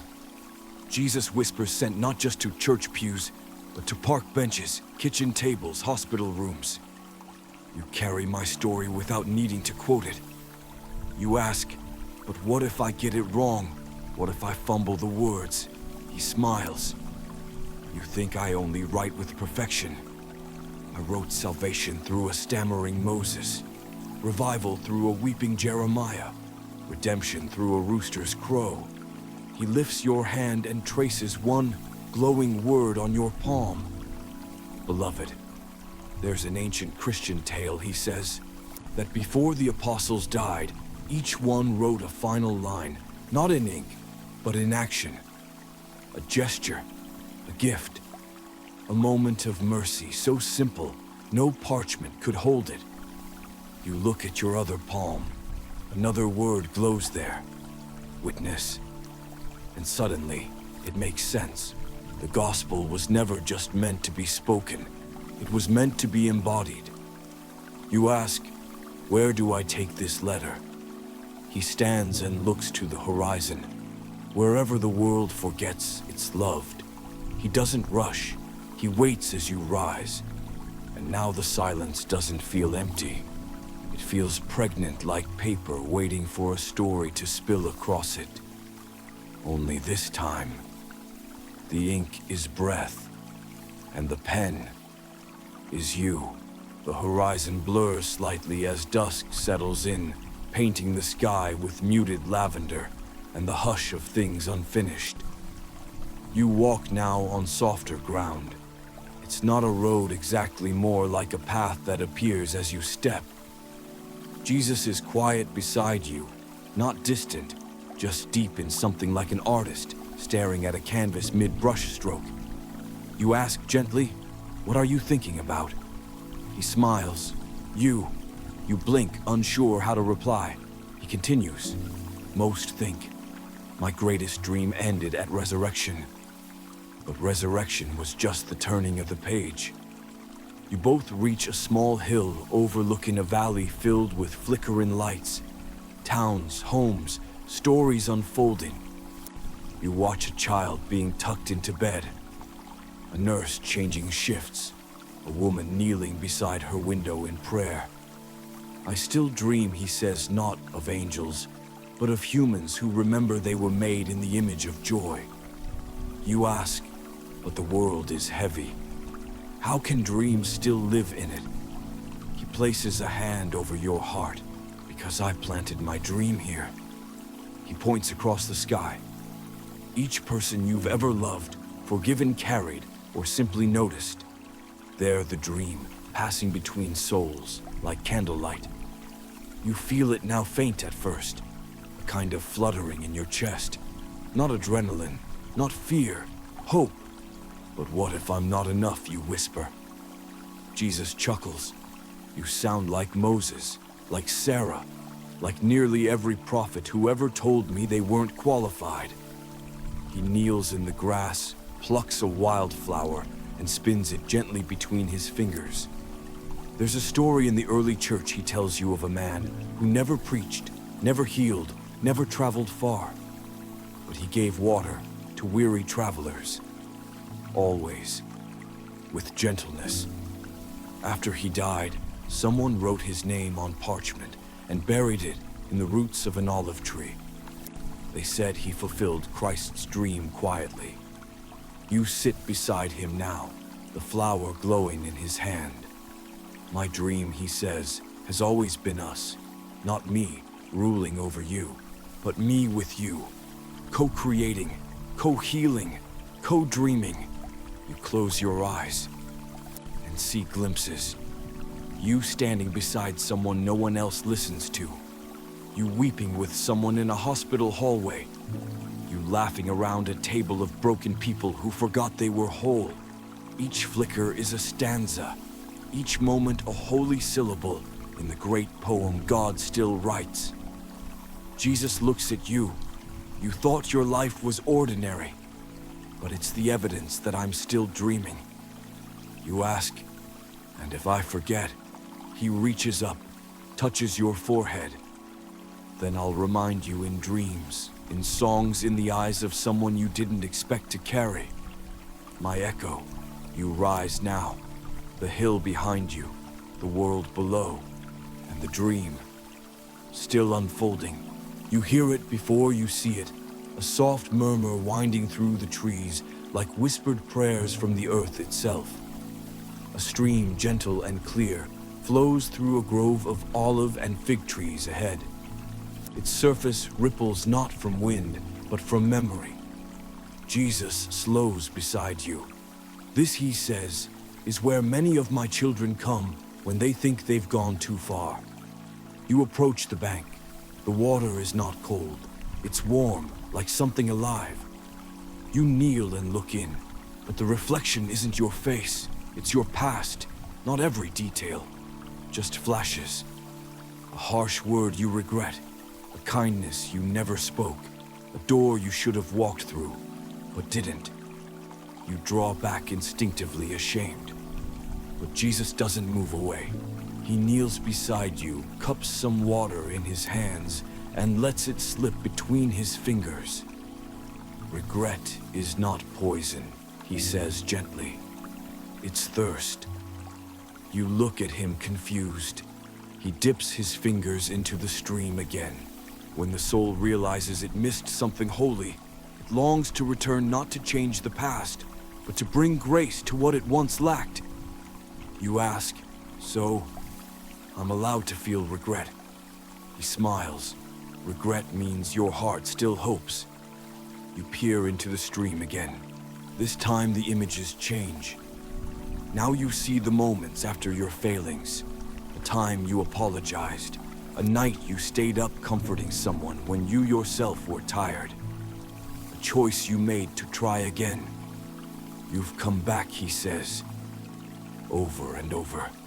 That's what repentance means. It's not just sorrow, it's the turning.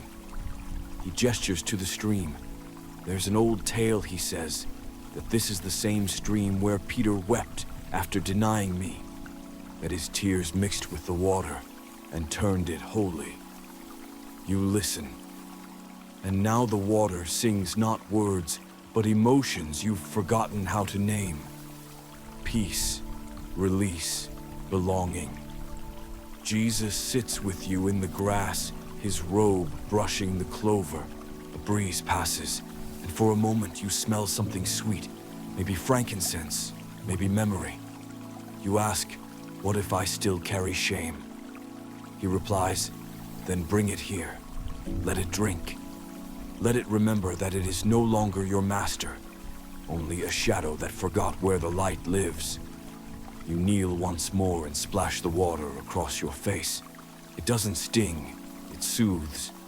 Like your soul was dry and didn't know it until now. Jesus stands and reaches down to help you up. Regret, he says, is not the end of your story. He pauses, then adds, it's the stream your story drinks from before it grows again.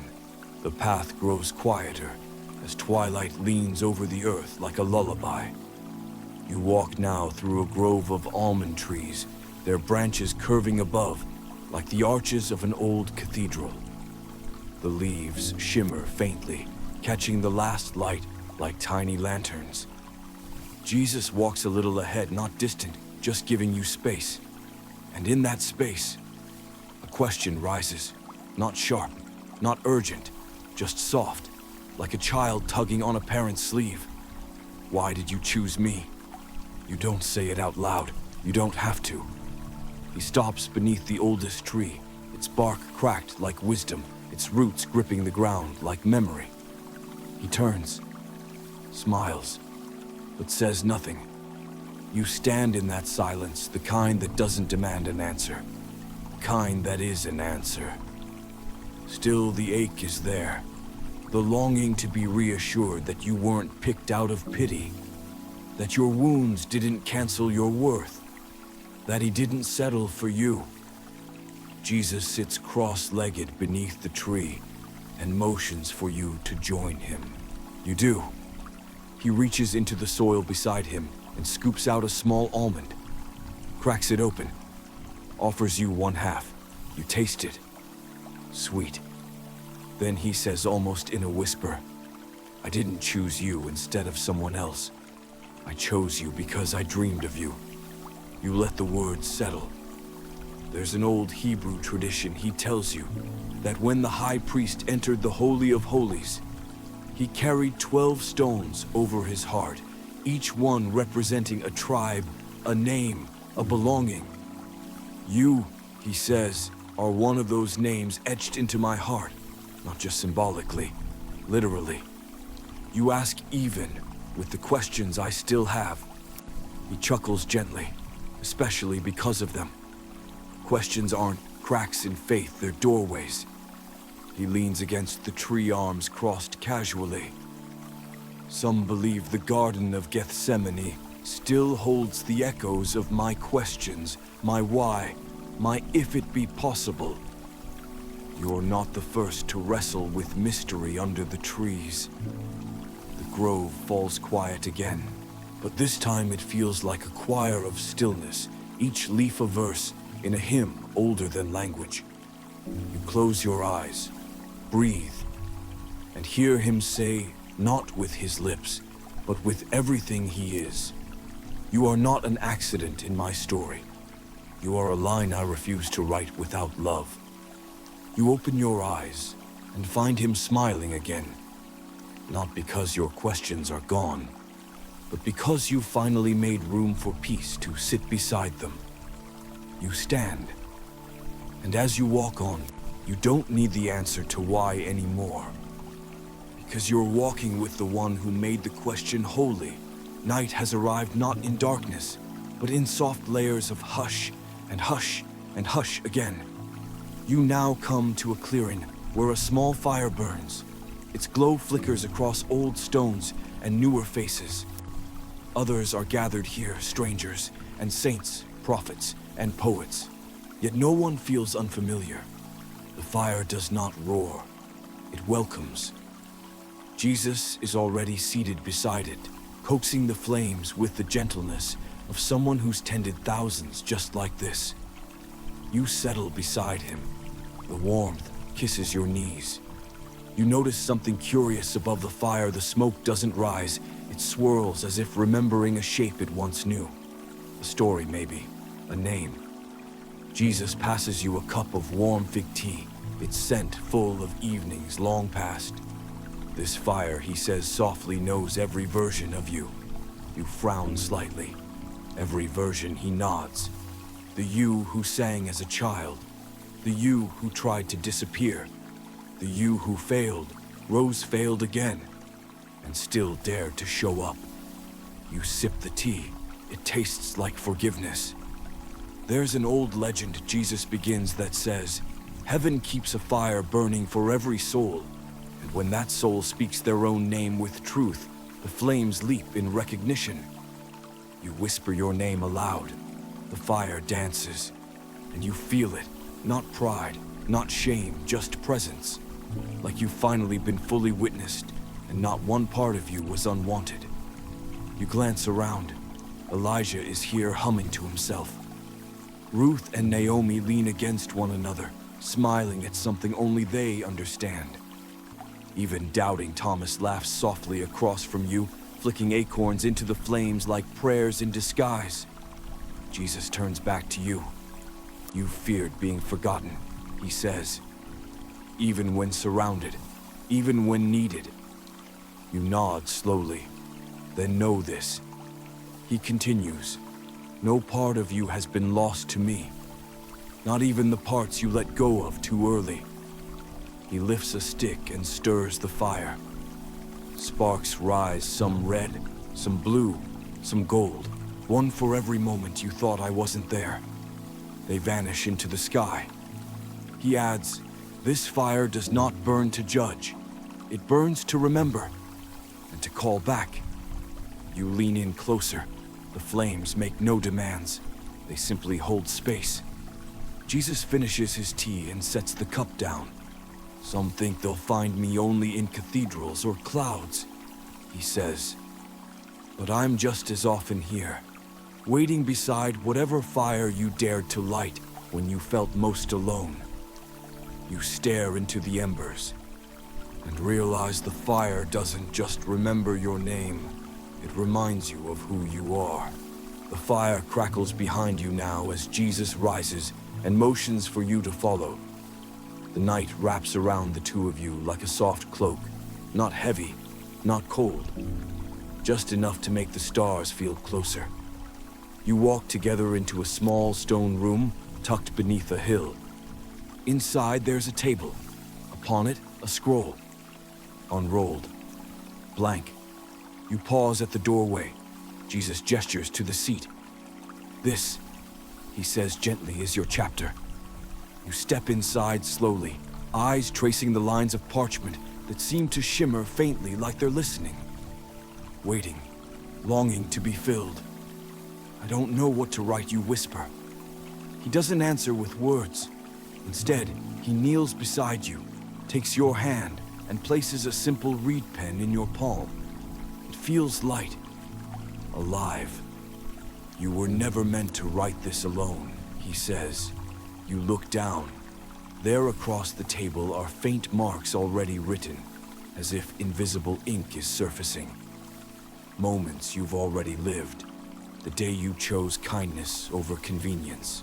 The night you forgave without applause. The secret sacrifice no one but God ever saw.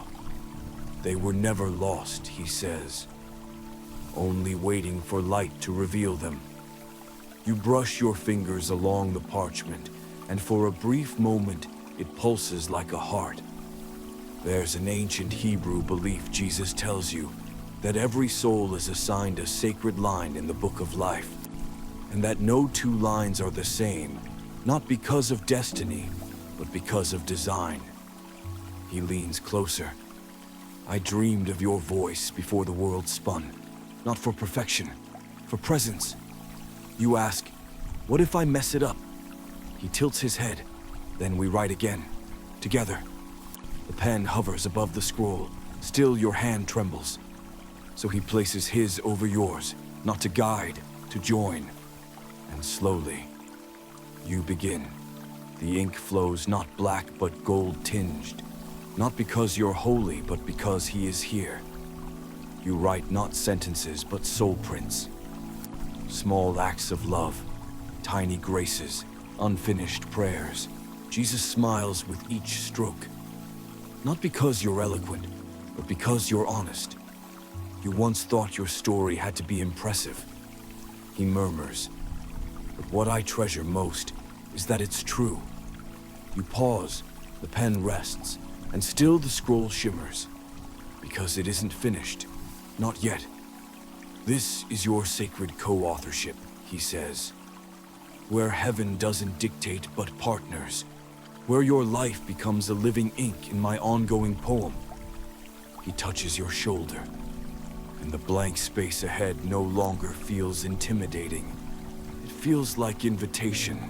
You step outside again, scroll left open behind you like a prayer mid-sentence. The path now curves toward a walled garden, low stone borders, overgrown vines, and the faint perfume of jasmine tangled with thyme. The moonlight paints silver ribbons along the soil. Jesus walks ahead, but not far, hands behind his back head, tilted as if listening to the roots themselves. "This," he says softly, "is where joy is planted." You pause. I thought joy just arrives. He kneels by a patch of ground where tulips sleep with their faces to the earth. Most think that he says, but joy is grown, slowly, quietly, often beneath sorrow. You kneel beside him, noticing how the soil smells of rain and something deeper. Hope, perhaps buried long ago and not yet bloomed. He reaches into a small pouch and pours seeds into your hand. They're not shiny, not large, just small wrinkled things. Joy doesn't come in grand gestures, he says.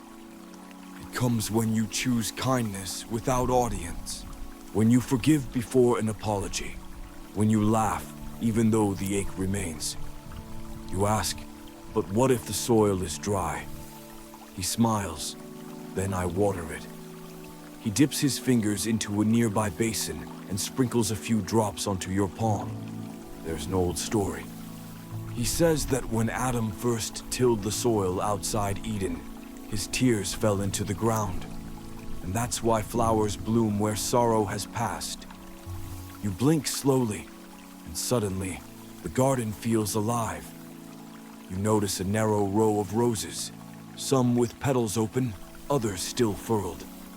You ask, why are they growing unevenly? Because every heart blooms on its own clock, he says. Joy is not a schedule, it's a response. You wander deeper into the garden. There's a fig tree at the far end, branches outstretched like arms in worship. Beneath it, a plaque reads, "Blessed are those who water joy they may never see harvested." Jesus watches you read it, then gently adds, "Many of your greatest moments won't be recognized until they become someone else's miracle." You sit in the soil and plant one seed, just one. Jesus kneels beside you. "It's enough," he says. You ask, "How will I know when it grows?" He leans in and whispers, "When you laugh and don't check who's watching, when you rest without guilt, when peace feels like a familiar friend." You close your eyes. Somewhere beneath the earth, something tiny breaks open, not with a bang, but with a beginning, and joy, it starts to rise. The garden fades behind you now, but something of its scent clings to your robe, fresh green and faintly sweet. Ahead lies a sun-dappled trail lined with tall grasses and wild herbs. The light here is softer, as if filtered through memory. A quiet bleating breaks the silence. You look up, and there it is. A lamb, small, white, impossibly clean. Despite the dust, its eyes wide, not with fear, but with recognition. It trots toward Jesus, without hesitation, nestling against his leg like it's found its home again. You smile. Jesus strokes its head. "Hello, old friend," he says to it. You laugh. You know this lamb, he looks at you. So do you. You stare, and then the memory stirs. That dream you once had, the one you dismissed as nonsense, of being led through fog by something soft and warm. The moments you felt alone, but still somehow followed. This lamb has been with you a long time, Jesus says. Through the nights of doubt, the hills of striving, the valleys of almost giving up, you kneel down and meet its gaze. The lamb presses its head into your hand like it's missed you. There's a rabbinic tale, Jesus begins, that every soul is assigned a guardian, not of fire or sword, but of remembrance. Something that carries a piece of your innocence, even when you forget it yourself. You ask, "And this lamb?"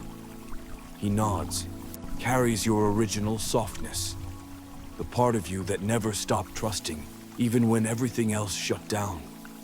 The lamb circles you once, then curls up at your feet. "I thought I lost that part of me," you whisper.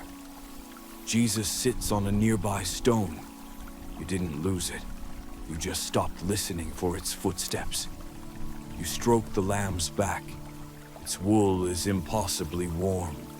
You feel something unlock in your chest. Not loudly, more like a door that was never fully shut, finally swinging open on well-oiled hinges. Jesus says, "You were never meant to become hard to survive. The world told you to armor up, but I gave you a lamb. You ask, will it stay? He smiles. Only if you let it lead sometimes, especially when the path looks too bright, too kind, or too slow. That's when this little one knows best. The lamb bleats once, gentle, certain. Jesus adds, there's a reason I called my people sheep. Not because they're dumb, but because they remember how to follow softness. You rise and the lamb stands too close at your side. And for the first time in a long while, you feel led. The lamb walks beside you now, its tiny hooves barely disturbing the dust. And as you move forward, the path narrows into a quiet ravine, cradled between two low hills. The air is still, like the world is holding its breath for something sacred. Jesus slows his pace. Then he stops. You pause too. And that's when you hear it. A voice, your name. Spoken not with urgency, not as a command, but like a lullaby that's been echoing through time, just waiting for the silence to be soft enough for you to hear it. You turn, but there's no one behind you. Only the breeze, only the ache. Jesus sees your confusion. That voice, he says, has been calling since the moment you were dreamed. You ask, was that you? He shakes his head with a smile. No, that was your own name, finally answering me back. You sit on a stone beneath a crooked fig tree. The lamb lies nearby, watching calm. Jesus sits across from you. Names, he says, are not just labels, they're invitations. You ask to what to become. He pulls from his robe a small scroll and sets it in your lap. It's sealed with wax shaped like a rose. You break it open. Inside is your name, written not once but over and over, in joy, in sorrow, in silence, in song. Some lines are shaky, some bold, some nearly invisible. Jesus explains, every time you whispered your name in shame, I wrote it in love. Every time you believed you had no worth, I inscribed it deeper. There's a Jewish tradition, he tells you, that each person is given two names, the one they're called by others, and the one only God knows. The first is for the world to hear. He says, the second is what wakes heaven when you pray without words. You feel your eyes blur. Because somewhere in you, you've always known this, that you were never just you. You were someone God sang into being, someone heaven memorized, and someone hell could never quite figure out how to stop. You ask, will I ever know my secret name?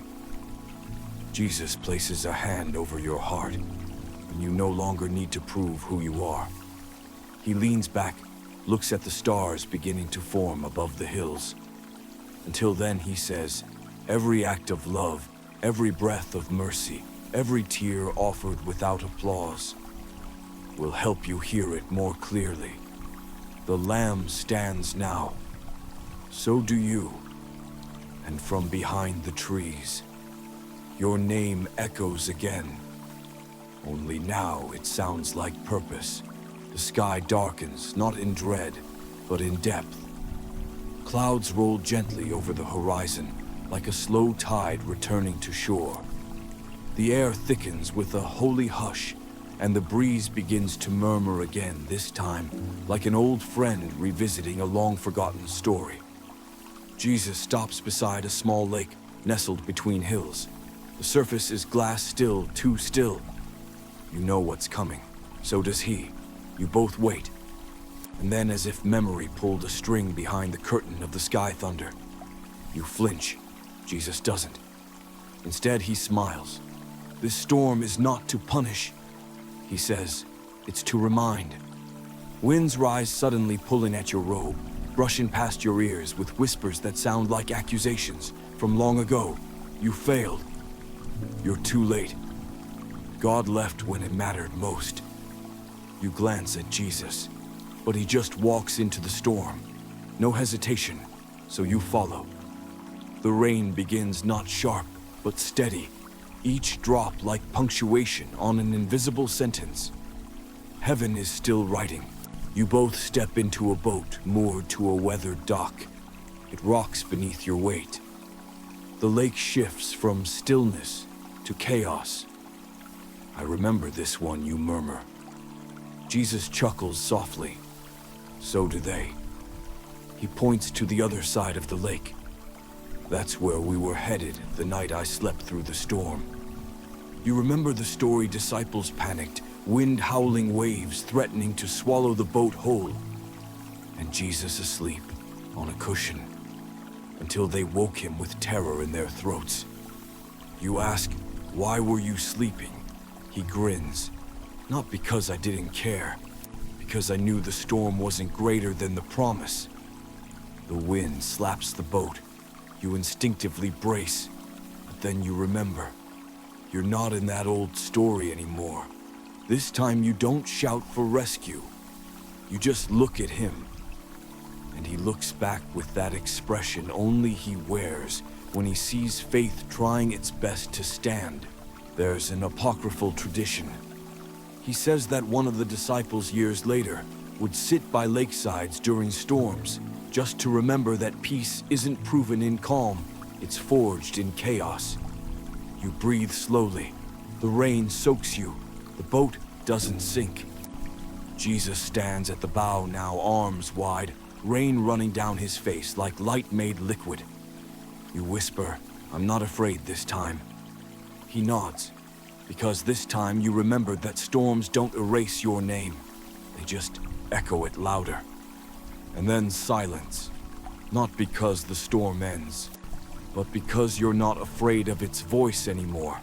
The storm recedes behind you, leaving everything freshly washed. Earth, air, even thought. Now the trail winds gently downhill into a wide meadow lit by flickering lanterns hung from low-hanging olive trees. At the center, there's a long wooden table. It's already set. For you, the plates don't match. The cups are chipped in places. But it's the most welcoming table you've ever seen. The kind where conversation softens shoulders and napkins catch more laughter than crumbs. Jesus pulls out a chair. You hesitate. He notices. What are you afraid to bring here? He asks. You don't answer at first. You think of the habits you still haven't broken, the bitterness you've tucked beneath politeness, the parts of your story that still feel half-rotten. I don't want to ruin it, you whisper. He smiles, not mocking, but gently, like someone who has already seen the ruin and still saved you a seat. This table, he says, was made from broken wood. You sit. He pours wine into a mismatched cup, passes bread still warm from an unseen oven. There's a silence. Not awkward, inviting. You don't need to pretend here, he says. I already know the names of every bruise you never admitted to. You look across the table. Seated there are people who once felt like you. The woman who thought forgiveness had an expiration date. The man who doubted every prayer he ever spoke aloud. The one who ran so far from faith she forgot her own voice, but somehow found it again in the Song of Sparrows. Jesus raises his cup. You raise yours. He toasts to the parts you thought made you unworthy, and the grace that never agreed with them. You eat, and with every bite something uncoils inside you. Not guilt, but grace unwrapping its arms. There's an old belief, Jesus says, that when the Messiah eats with someone, their wounds remember how to heal. You feel that, not dramatically, not all at once, but like warmth returning to fingers that forgot they could feel. You glance down the table. Even the empty chairs hold presence. Who are those for, you ask? He replies, for the pieces of you still learning to come home. The lanterns sway gently above. You hear your own breath, and realize this is not a table of judgment. It's a table of belonging. One you didn't have to earn, just arrive at. After the meal, the meadow grows quieter, as if even the grass is listening now. The table lingers behind you, glowing like a dream, half remembered. Jesus walks ahead toward a small stone pool, tucked beneath an archway of vines. The surface of the water is still clearer than any mirror. He motions for you to come near. You do, and when you look into the water, your reflection stares back, but not quite as you know it. It's softer, older somehow, yet more innocent.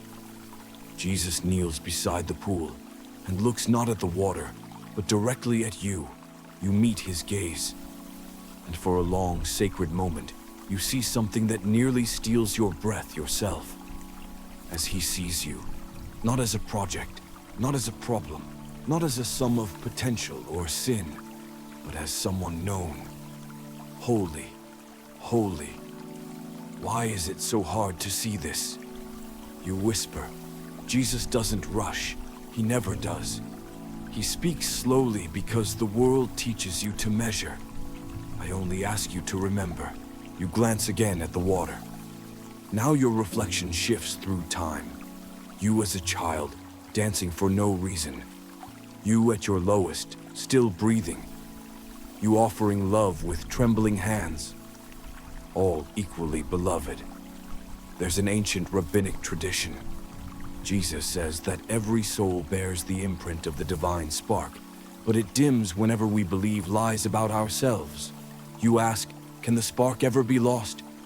He shakes his head, firm and gentle. Dimmed, yes. Buried, yes, but never lost. He leans in and you see your face reflected in his eyes. And in his eyes, no flaw, no shame, no label remains, only light and likeness. You blink. The tears don't fall. They rest on your lashes like dew, waiting to be gathered by morning. I still don't feel like enough, you confess. He replies, you were never meant to feel your worth. You were meant to live it. He places his hand lightly on your chest. Your heart remembers more than your mind allows. The vines above rustle softly, as if heaven just nodded. He adds, you want to become more. That's beautiful. But don't forget to be who you already are. That's sacred. You gaze once more into the water. Now you don't just see your reflection. You see his in you. And for the first time in a long while, you believe it. The sky has darkened to a deep indigo. Now stars scattered like breadcrumbs across velvet. Crickets begin their soft liturgy. Somewhere in the distance, an owl calls, once then falls silent as if bowing to the hush that follows. You walk beside Jesus again, but something stirs in your chest, a question you've never dared ask aloud. Were you really there? That night he doesn't ask which night. He already knows. The one where the phone call shattered normal. The one where silence in the hospital room felt louder than screams. The one where you begged for a sign and got only more silence. Jesus stops, turns. Yes, you search his face for a hint of regret or excuse. There is none, only presence, only pain that has already passed through love and come out the other side as understanding. There's a psalm he says that was never written down. It lives only in the breath of those who've wept in the dark and still believe the dawn might find them. You say, I didn't feel you. He answers, because I wasn't standing beside your pain. I was inside it. You look down. Your hands remember trembling. Your voice remembers cracking. Your soul remembers thinking it had shattered. Jesus kneels, and with his finger, he draws a small circle in the dirt. You thought you were abandoned. He says, but I was the floor beneath your fall. He looks up, eyes steady. You kept breathing. That was me. You shake your head. I didn't pray right. I was angry. I stopped believing for a while. He nods. And I kept holding you anyway. There's an old monastic tale he tells you of a mystic who carved a notch in her wooden floor for every night she screamed at God. When she died, the floorboards glowed faintly. They said heaven counted her cries as hymns. Your eyes well up. He touches your shoulder. You think faith means never doubting, but I say, blessed are the ones who kept walking through the storm with no lantern, only the memory that light once existed. You sit on the ground. The lamb curls beside you. Jesus remains standing, arms open, not to impress, but to invite. I never left you, he says, even when you did. The stars shimmer brighter now, and you realize something strange. That night didn't break you. It named you survivor, seeker, still his. The night feels softer now, like it's tucking itself around you, not to hide, but to hold. Jesus leads you to a hilltop where the wind carries the scent of cedar and baked earth. A small stone altar stands there, weathered by time, but still strong, as if many have stood where you now stand. He turns toward you, eyes luminous, with something unspoken. This, he says, is where I give you back what you didn't know you gave away. You tilt your head. What did I lose? He smiles gently. The blessing that was always yours, but that life made you feel unworthy to receive. You step closer. A hush settles. Jesus places his hand over your head, not like a king anointing a servant, but like a father blessing his beloved child. You've walked through fire, he says, but you didn't burn. You've buried songs, he continues, but they've begun to bloom again in your chest. You've questioned your worth, he says, and still here you are, soul intact, heart open, feet still walking. He closes his eyes and breathes out a blessing, not in the form of commandments or thunder, but in quiet words that smell like rain and sound like freedom. Blessed are you who stayed when it was easier to run. Blessed are you who whispered prayers into your pillow, not knowing if they would rise. Blessed are you who held others when no one remembered to hold you back. Blessed are you who doubted, but didn't disappear. You feel something pour over you, not visible oil, but something sacred just the same. A washing, a remembering. There's an old legend, Jesus says, that every blessing given in secret echoes louder in eternity. He steps back. You notice your hands glow faintly, fingers kissed by unseen ink. These hands have given without applause, he says, and that makes them holy. You close your eyes, and in that moment, you feel the blessing land not on your skin, but in the marrow of you, not as permission, not as reward, but as recognition. You whisper, I didn't think I earned this. He replies, you didn't have to. You just had to keep saying yes. A wind rises, playful and warm. The altar behind you flickers with unseen firelight. And the blessing, it no longer feels borrowed. It feels like home. Dawn is near, but not urgent. The sky is starting to change its edges, tinged with soft apricot and hints of blue that whisper more than they shout. You and Jesus descend the hilltop. Your steps quiet the earth beneath you, springy with dew-soaked grass. You walk without speaking, as if words might disturb something sacred already unfolding in silence. Then Jesus stops beside a winding dirt path, curved like a question mark through the trees. Look, he says, pointing down. You see them footprints. Dozens, maybe hundreds. Some deep and wide, others faint. Some staggered like the walker had limped. others overlapping as though someone had been carried. You kneel, reaching toward one that looks especially worn. It's yours. From long ago. Wait, you whisper. That was the season I thought I was standing still. Jesus nods. You were. But still you moved. You glance around. No one else is here. Just the path. Just the prints. These are the journeys no one applauded, he says. The nights you got out of bed when despair told you to stay. The kindness you gave with no one watching. The days you kept breathing when all of you screamed not to. He steps forward, and where his feet land, the soil glows faintly. You ask, why aren't these tracks remembered? They are, he says, but not by headlines, not by history books, by heaven. You walk beside him now, following the pattern of steps left like breadcrumbs for angels. There's a tradition, he says, among certain desert mystics. They believed that the holiest acts were the ones done in secret, not because of shame, but because love never needs a stage. You ask, so these prints, they matter. Jesus kneels and presses his palm into the dust.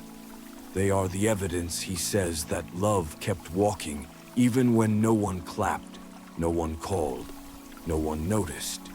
You feel something loosen in your chest, the tiredness that came from wondering if anything you did truly mattered. It did. It does.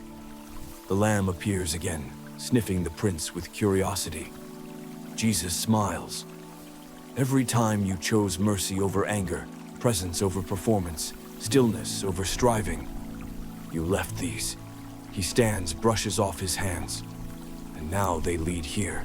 You follow his gaze, and for the first time you see where the footprints end. A gate, simple, open, bathed in early light. You exhale, because you finally know even the forgotten steps were taking you somewhere sacred. The gate stands just ahead, modest, wooden, its hinges etched with vines of gold, too delicate for earthly craftsmanship.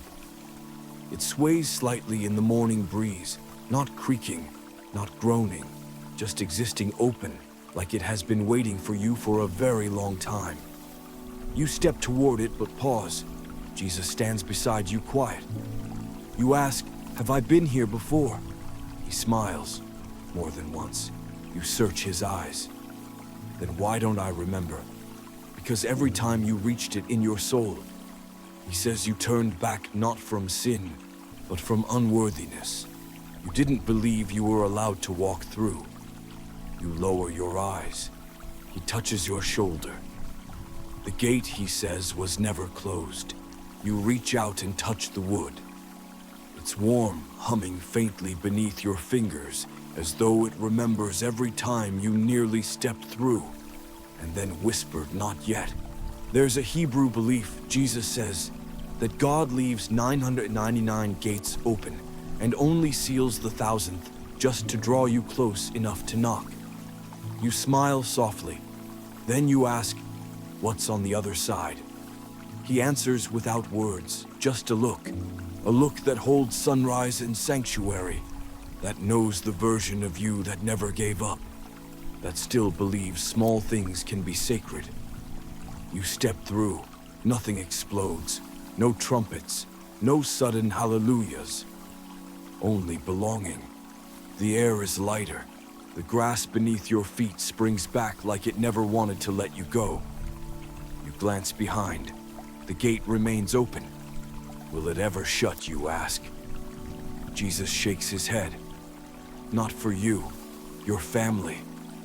Your heart beats slowly, like it knows the rhythm of this place already. You walk a little further. There's a stream ahead, a bench beneath a flowering tree. But the true difference is internal. You no longer feel like a visitor in your own spirit. You feel welcomed. Jesus sits on the bench. The lamb curls beneath it, content. You ask, so many times I prayed to find the way back to you. Was this where you were all along? He answers, I never left. I was always standing just on the other side of your... Yes. The gate sways once more in the breeze. You exhale, and this time it sounds like forgiveness. The light has shifted again, no longer dawn's hesitance, but morning's embrace. You sit beneath the flowering tree where Jesus rests beside you. The stream ahead hums quietly, threading between stones like a whispered hymn. Then beside him, you notice something folded on the bench, a robe, not white, not gold, but woven in soft threads of countless colors, dusty blues, tender earth tones, hints of violet, and strands that shimmer like starlight. Jesus lifts it and unfolds it across his arms. For you, he says, you hesitate. Don't deserve something so beautiful. He doesn't reply immediately. He simply holds the robe out. You notice each thread is different, some frayed, some knotted, some smooth. Every mercy you ever received is here, he says. Every moment you let me reach you. Every kindness you gave, even when no one returned it. You run your fingers across the fabric. It's warm, familiar, like 1,000 quiet miracles stitched together by grace. There's a midrash. He continues that says, each soul will wear a garment in eternity, woven from the prayers they whispered and the mercies they lived. You swallow, then mine must be full of holes. He smiles. There were holes. But mercy mends. He helps you lift the robe around your shoulders. It's lighter than it looks. Not heavy like guilt. Not scratchy like duty. Just soft, like belonging, like peace. And as it settles across your chest, something inside you settles too. Will I wear this forever, you ask? No, he says. Only until you remember, you are this already. You glance at the sleeves, one bears a faint wine stain, another a patch from an old tear. Every stain tells a story, he says. Every mend means you came back. And every time you chose love, especially when you had every reason not to, that thread shines a little brighter. You stand. The robe moves with you fluid, as though it's known your shape since the beginning. He steps back and looks at you. Really looks. You've worn shame long enough, he says. This is what I always saw beneath it. And suddenly, you're not dressed in effort anymore. You're clothed in evidence of being loved, of being carried, of being made new stitch by quiet stitch. The lamb nuzzles your ankle. And you realize you've never felt more you than now. With your robe settling like memory across your shoulders, Jesus leads you down a stone path canopied with flowering branches. Petals drift in the air, soft, aimless, as if gravity has grown gentle for a while. You come to a round room carved from living rock. The walls breathe with moss and golden light. In the center, a pedestal. Upon it, a book. It bears your name. You step closer. Your fingers hesitate above the cover. Jesus nods. Go ahead. You open it. And what you see steals your breath. Not stories. Moments. Tiny ones. The time you offered someone your seat without a second thought. The letter you never sent, but meant with all your heart. The prayer you muttered with a bitter voice, and he received it anyway. You flip the pages. Some are blank. Some glow. Some are stained with what looks like tears. You look at him. He nods. Mine. You ask why, because you didn't know how much those moments moved me. There's a legend among certain early church fathers. He explains that every act of quiet love is recorded not by angels or scribes, but by God's own breath. And the book becomes a song when heaven reads it aloud. You laugh startled. Then mine must sound strange. He grins. It sounds like you. And it's one of my favorites. You pause at a page edged in gold. It holds the moment you decided to try again. Not after a great fall, just a quiet morning. Just you and your weary heart saying, maybe today I won't give up. That page glows brighter than the rest. You thought it was ordinary, he says, but eternity calls that moment holy. You trace the ink. Some words shift as you read them, not changing, just deepening. Like meaning grows the longer you stare.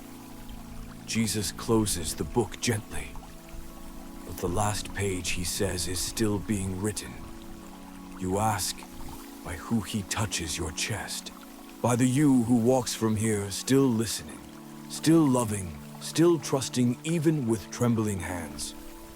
He wraps the book in a linen cloth, hands it to you, not to keep, to carry. You cradle it, not with fear, but with reverence. Because now you know, your life has always been worth recording. Jesus leads you beyond the stone chamber and out into open light.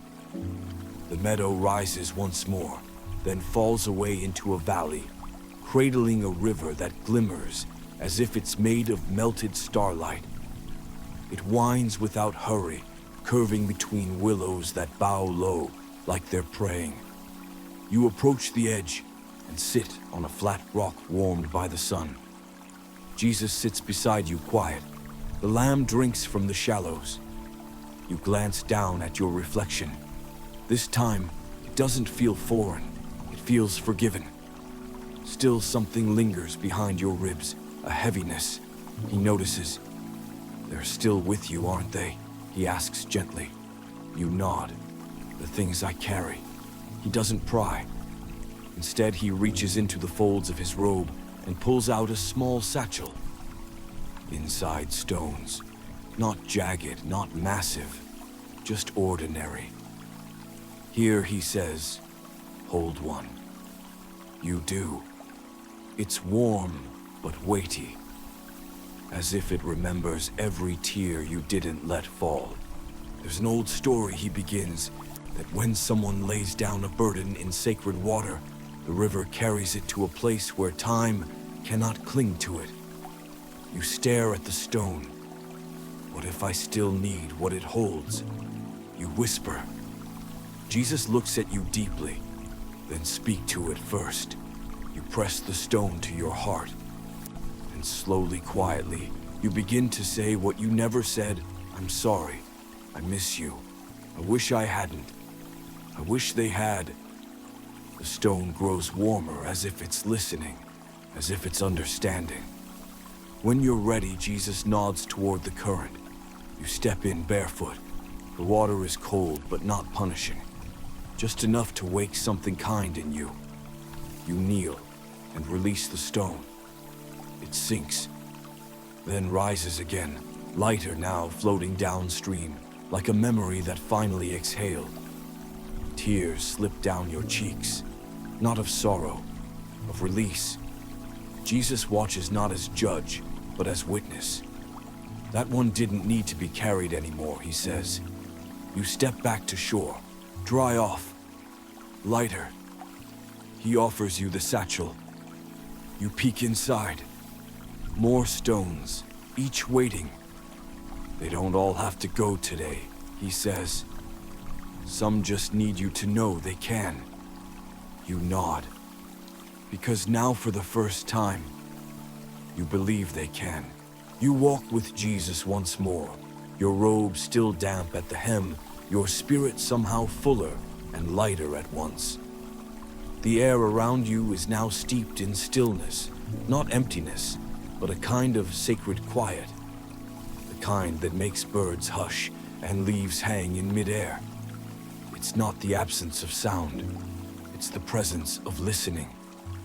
Jesus brings you to a clearing, a circle of ancient trees, their trunks wide and knotted, their roots stretching like fingers deep into the earth. There's no altar here, no fire, no words, just silence.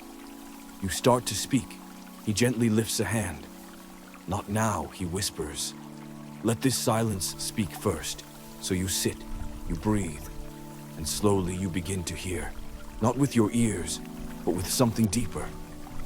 The rhythm of your heartbeat, echoing truths you forgot you knew. The memory of peace that doesn't demand answers. The hush between thoughts where God does his best work.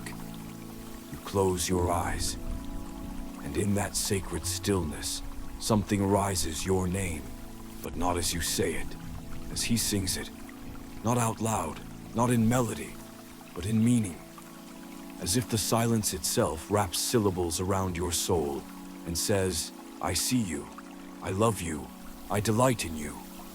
Tears slip from the corners of your eyes. Because this is not performance, this is presence. There's a Jewish belief, Jesus says softly, that the holiest name of God is unpronounceable because it's made of breath alone. Silence that speaks, spirit that hovers, being that is.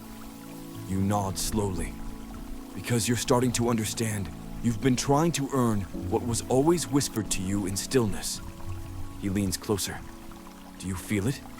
He asks. You whisper, yes. You don't need to strive here. You belong here. The silence deepens, but this time it feels like song. A lullaby not of words, but of awareness. That you are not lost, that you never were. You sit longer letting it soak in. This is the silence beneath all prayer. The hush beneath all healing. The pause between the pages of your life where God signed his name in gold. And as the wind rustles once through the trees, you feel held, known, and named again without a sound. When you finally rise from the sacred hush, it's with a peace that no longer clings. It simply rests inside you like warm sunlight after a long rain. Jesus walks beside you as you leave the circle of ancient trees, and the world ahead is bathed in a quiet golden light.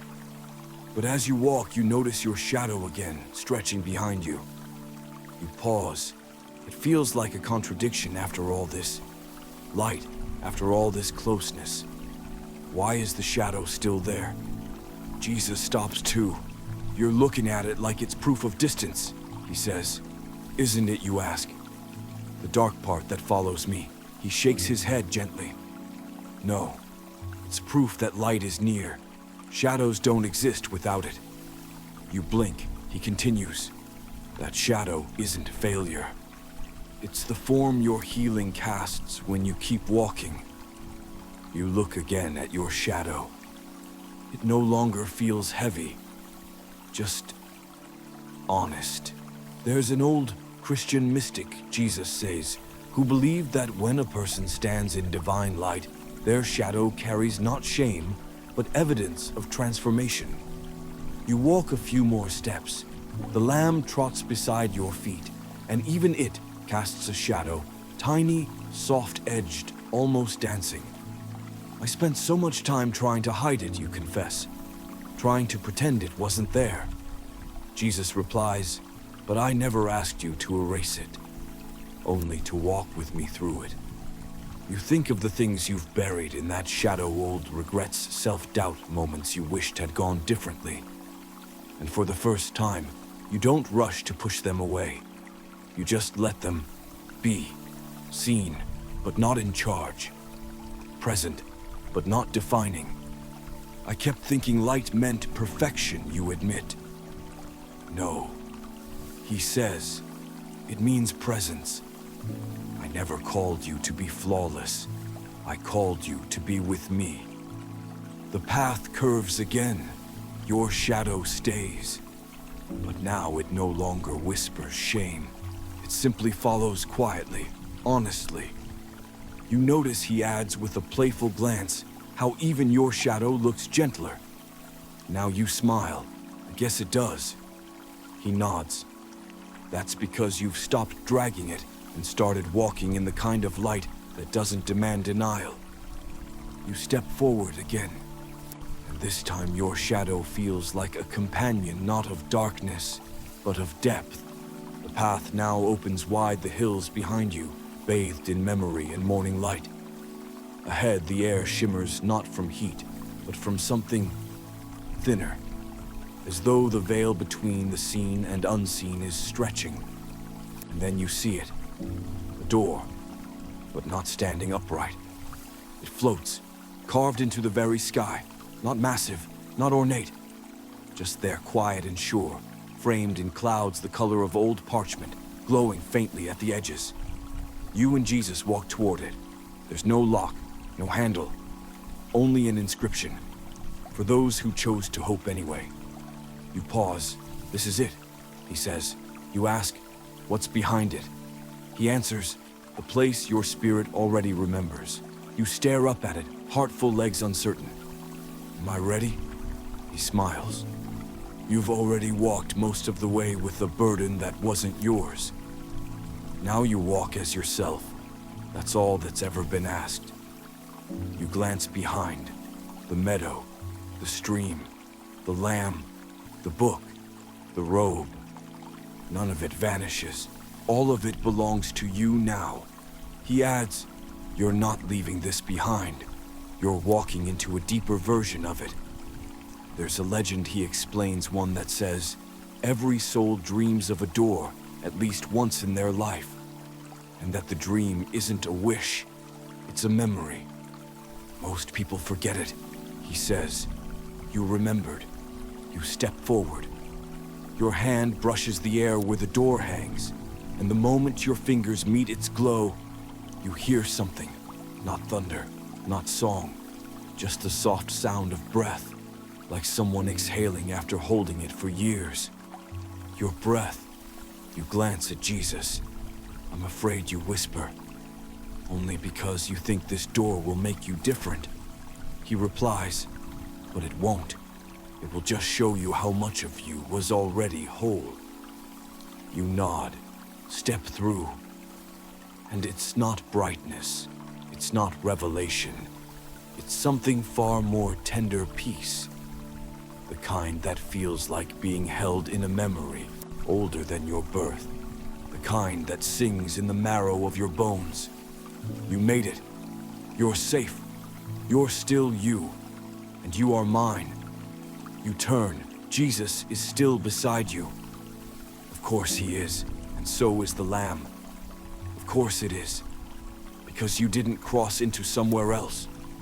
You just crossed into the part of you that never left heaven's gaze. Inside the sky door, everything breathes not in metaphor but in rhythm. The air seems alive, humming with a calm joy, like the universe finally exhaled its deepest truth and found you standing there. Jesus gestures to a gentle hill rising ahead, the grass soft and iridescent. You climb with him slowly, not out of effort, but reverence, like each step is writing its own psalm beneath your feet. At the top there's no temple, no throne, just a quiet place and a stillness so deep your soul leans forward. Jesus turns to you and asks, do you know who you are? You open your mouth, pause, and for the first time, you don't answer with a role or a title or a wound. You say nothing. And he smiles, because that silence is closer to the truth than all your past performances combined. There's a hidden verse, he says, that never made it to the scrolls. Some say it was whispered by the Spirit before creation took form. He leans closer and speaks it. Before the stars, I dreamed of your laughter. Before the oceans, I traced your soul in the dust. Before time had breath, I loved you as you would one day be flawed free and forever mine. You close your eyes, and something inside you settles. Because you realize you weren't made from leftover light. You weren't patched together after the angels. You weren't an accident heaven tried to fix. You were imagined with delight, with detail, with intention. Jesus sits beside you in the grass, not as teacher, not as king, just as someone who's been waiting for you to remember this one true thing, that you are not here to earn worth. You are here because you already were a dream, worthy of being made real. He plucks a tiny flower from the ground, blue, trembling, perfect. "You see this," he says. "This was part of the same dream. You take it, hold it, and as you do, you feel your own name, not as a label, but as a response to divine wonder. Your name is not your burden. Your name is your permission to live, to love, to rest, and to finally say without fear or apology, 'I am who God dreamed.'" The sun hovers low now, casting long golden shadows that sway gently with the grass. You sit still on that soft hill, robed in mercy, quiet in soul. Jesus rests beside you, the lamb curled like a question, finally answered. No more walking, no more questions, just breath. The kind that slows naturally when you're safe, when you no longer have to guard your own heart.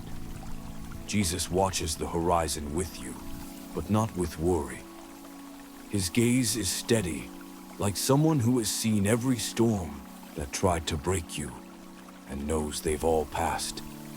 The silence between you now feels sacred, not empty, not waiting, just full of something ancient and kind. "Let the world be held without your effort tonight," he says softly. "Close your eyes." He continues, voice slower now, like the breeze through tall grass. "You don't need to fix anything right now. You don't need to earn sleep. You don't need to solve or remember or prove. You only need to be." The trees nearby rustle gently, not to distract, just to remind you even they rest. A warm hush wraps itself around your shoulders, like a blanket woven from starlight and prayer. Jesus speaks again, barely above a whisper. Every regret has laid down beside the stream. Every burden has floated downstream into the waters of mercy. Every shadow now sleeps in peace. You feel the weight of your limbs grow softer. Your fingers uncoil, your heart too. The lamb exhales against your ankle. Jesus hums something low, ancient and gentle, a lullaby. Heaven never wrote down, because it was only meant to be felt. You breathe in, and as you exhale, you begin to drift, not away from the story, but into it, like a child falling asleep while being rocked in the arms of someone who will not let them go. Even now, Jesus says one last time, you are known, you are safe, you are mine. And with that, the light dims, the wind quiets, the story hushes itself. And you sleep, wrapped in grace, cradled in a dream that began long before you were born and will continue long after you wake. End of script. Sweet dreams.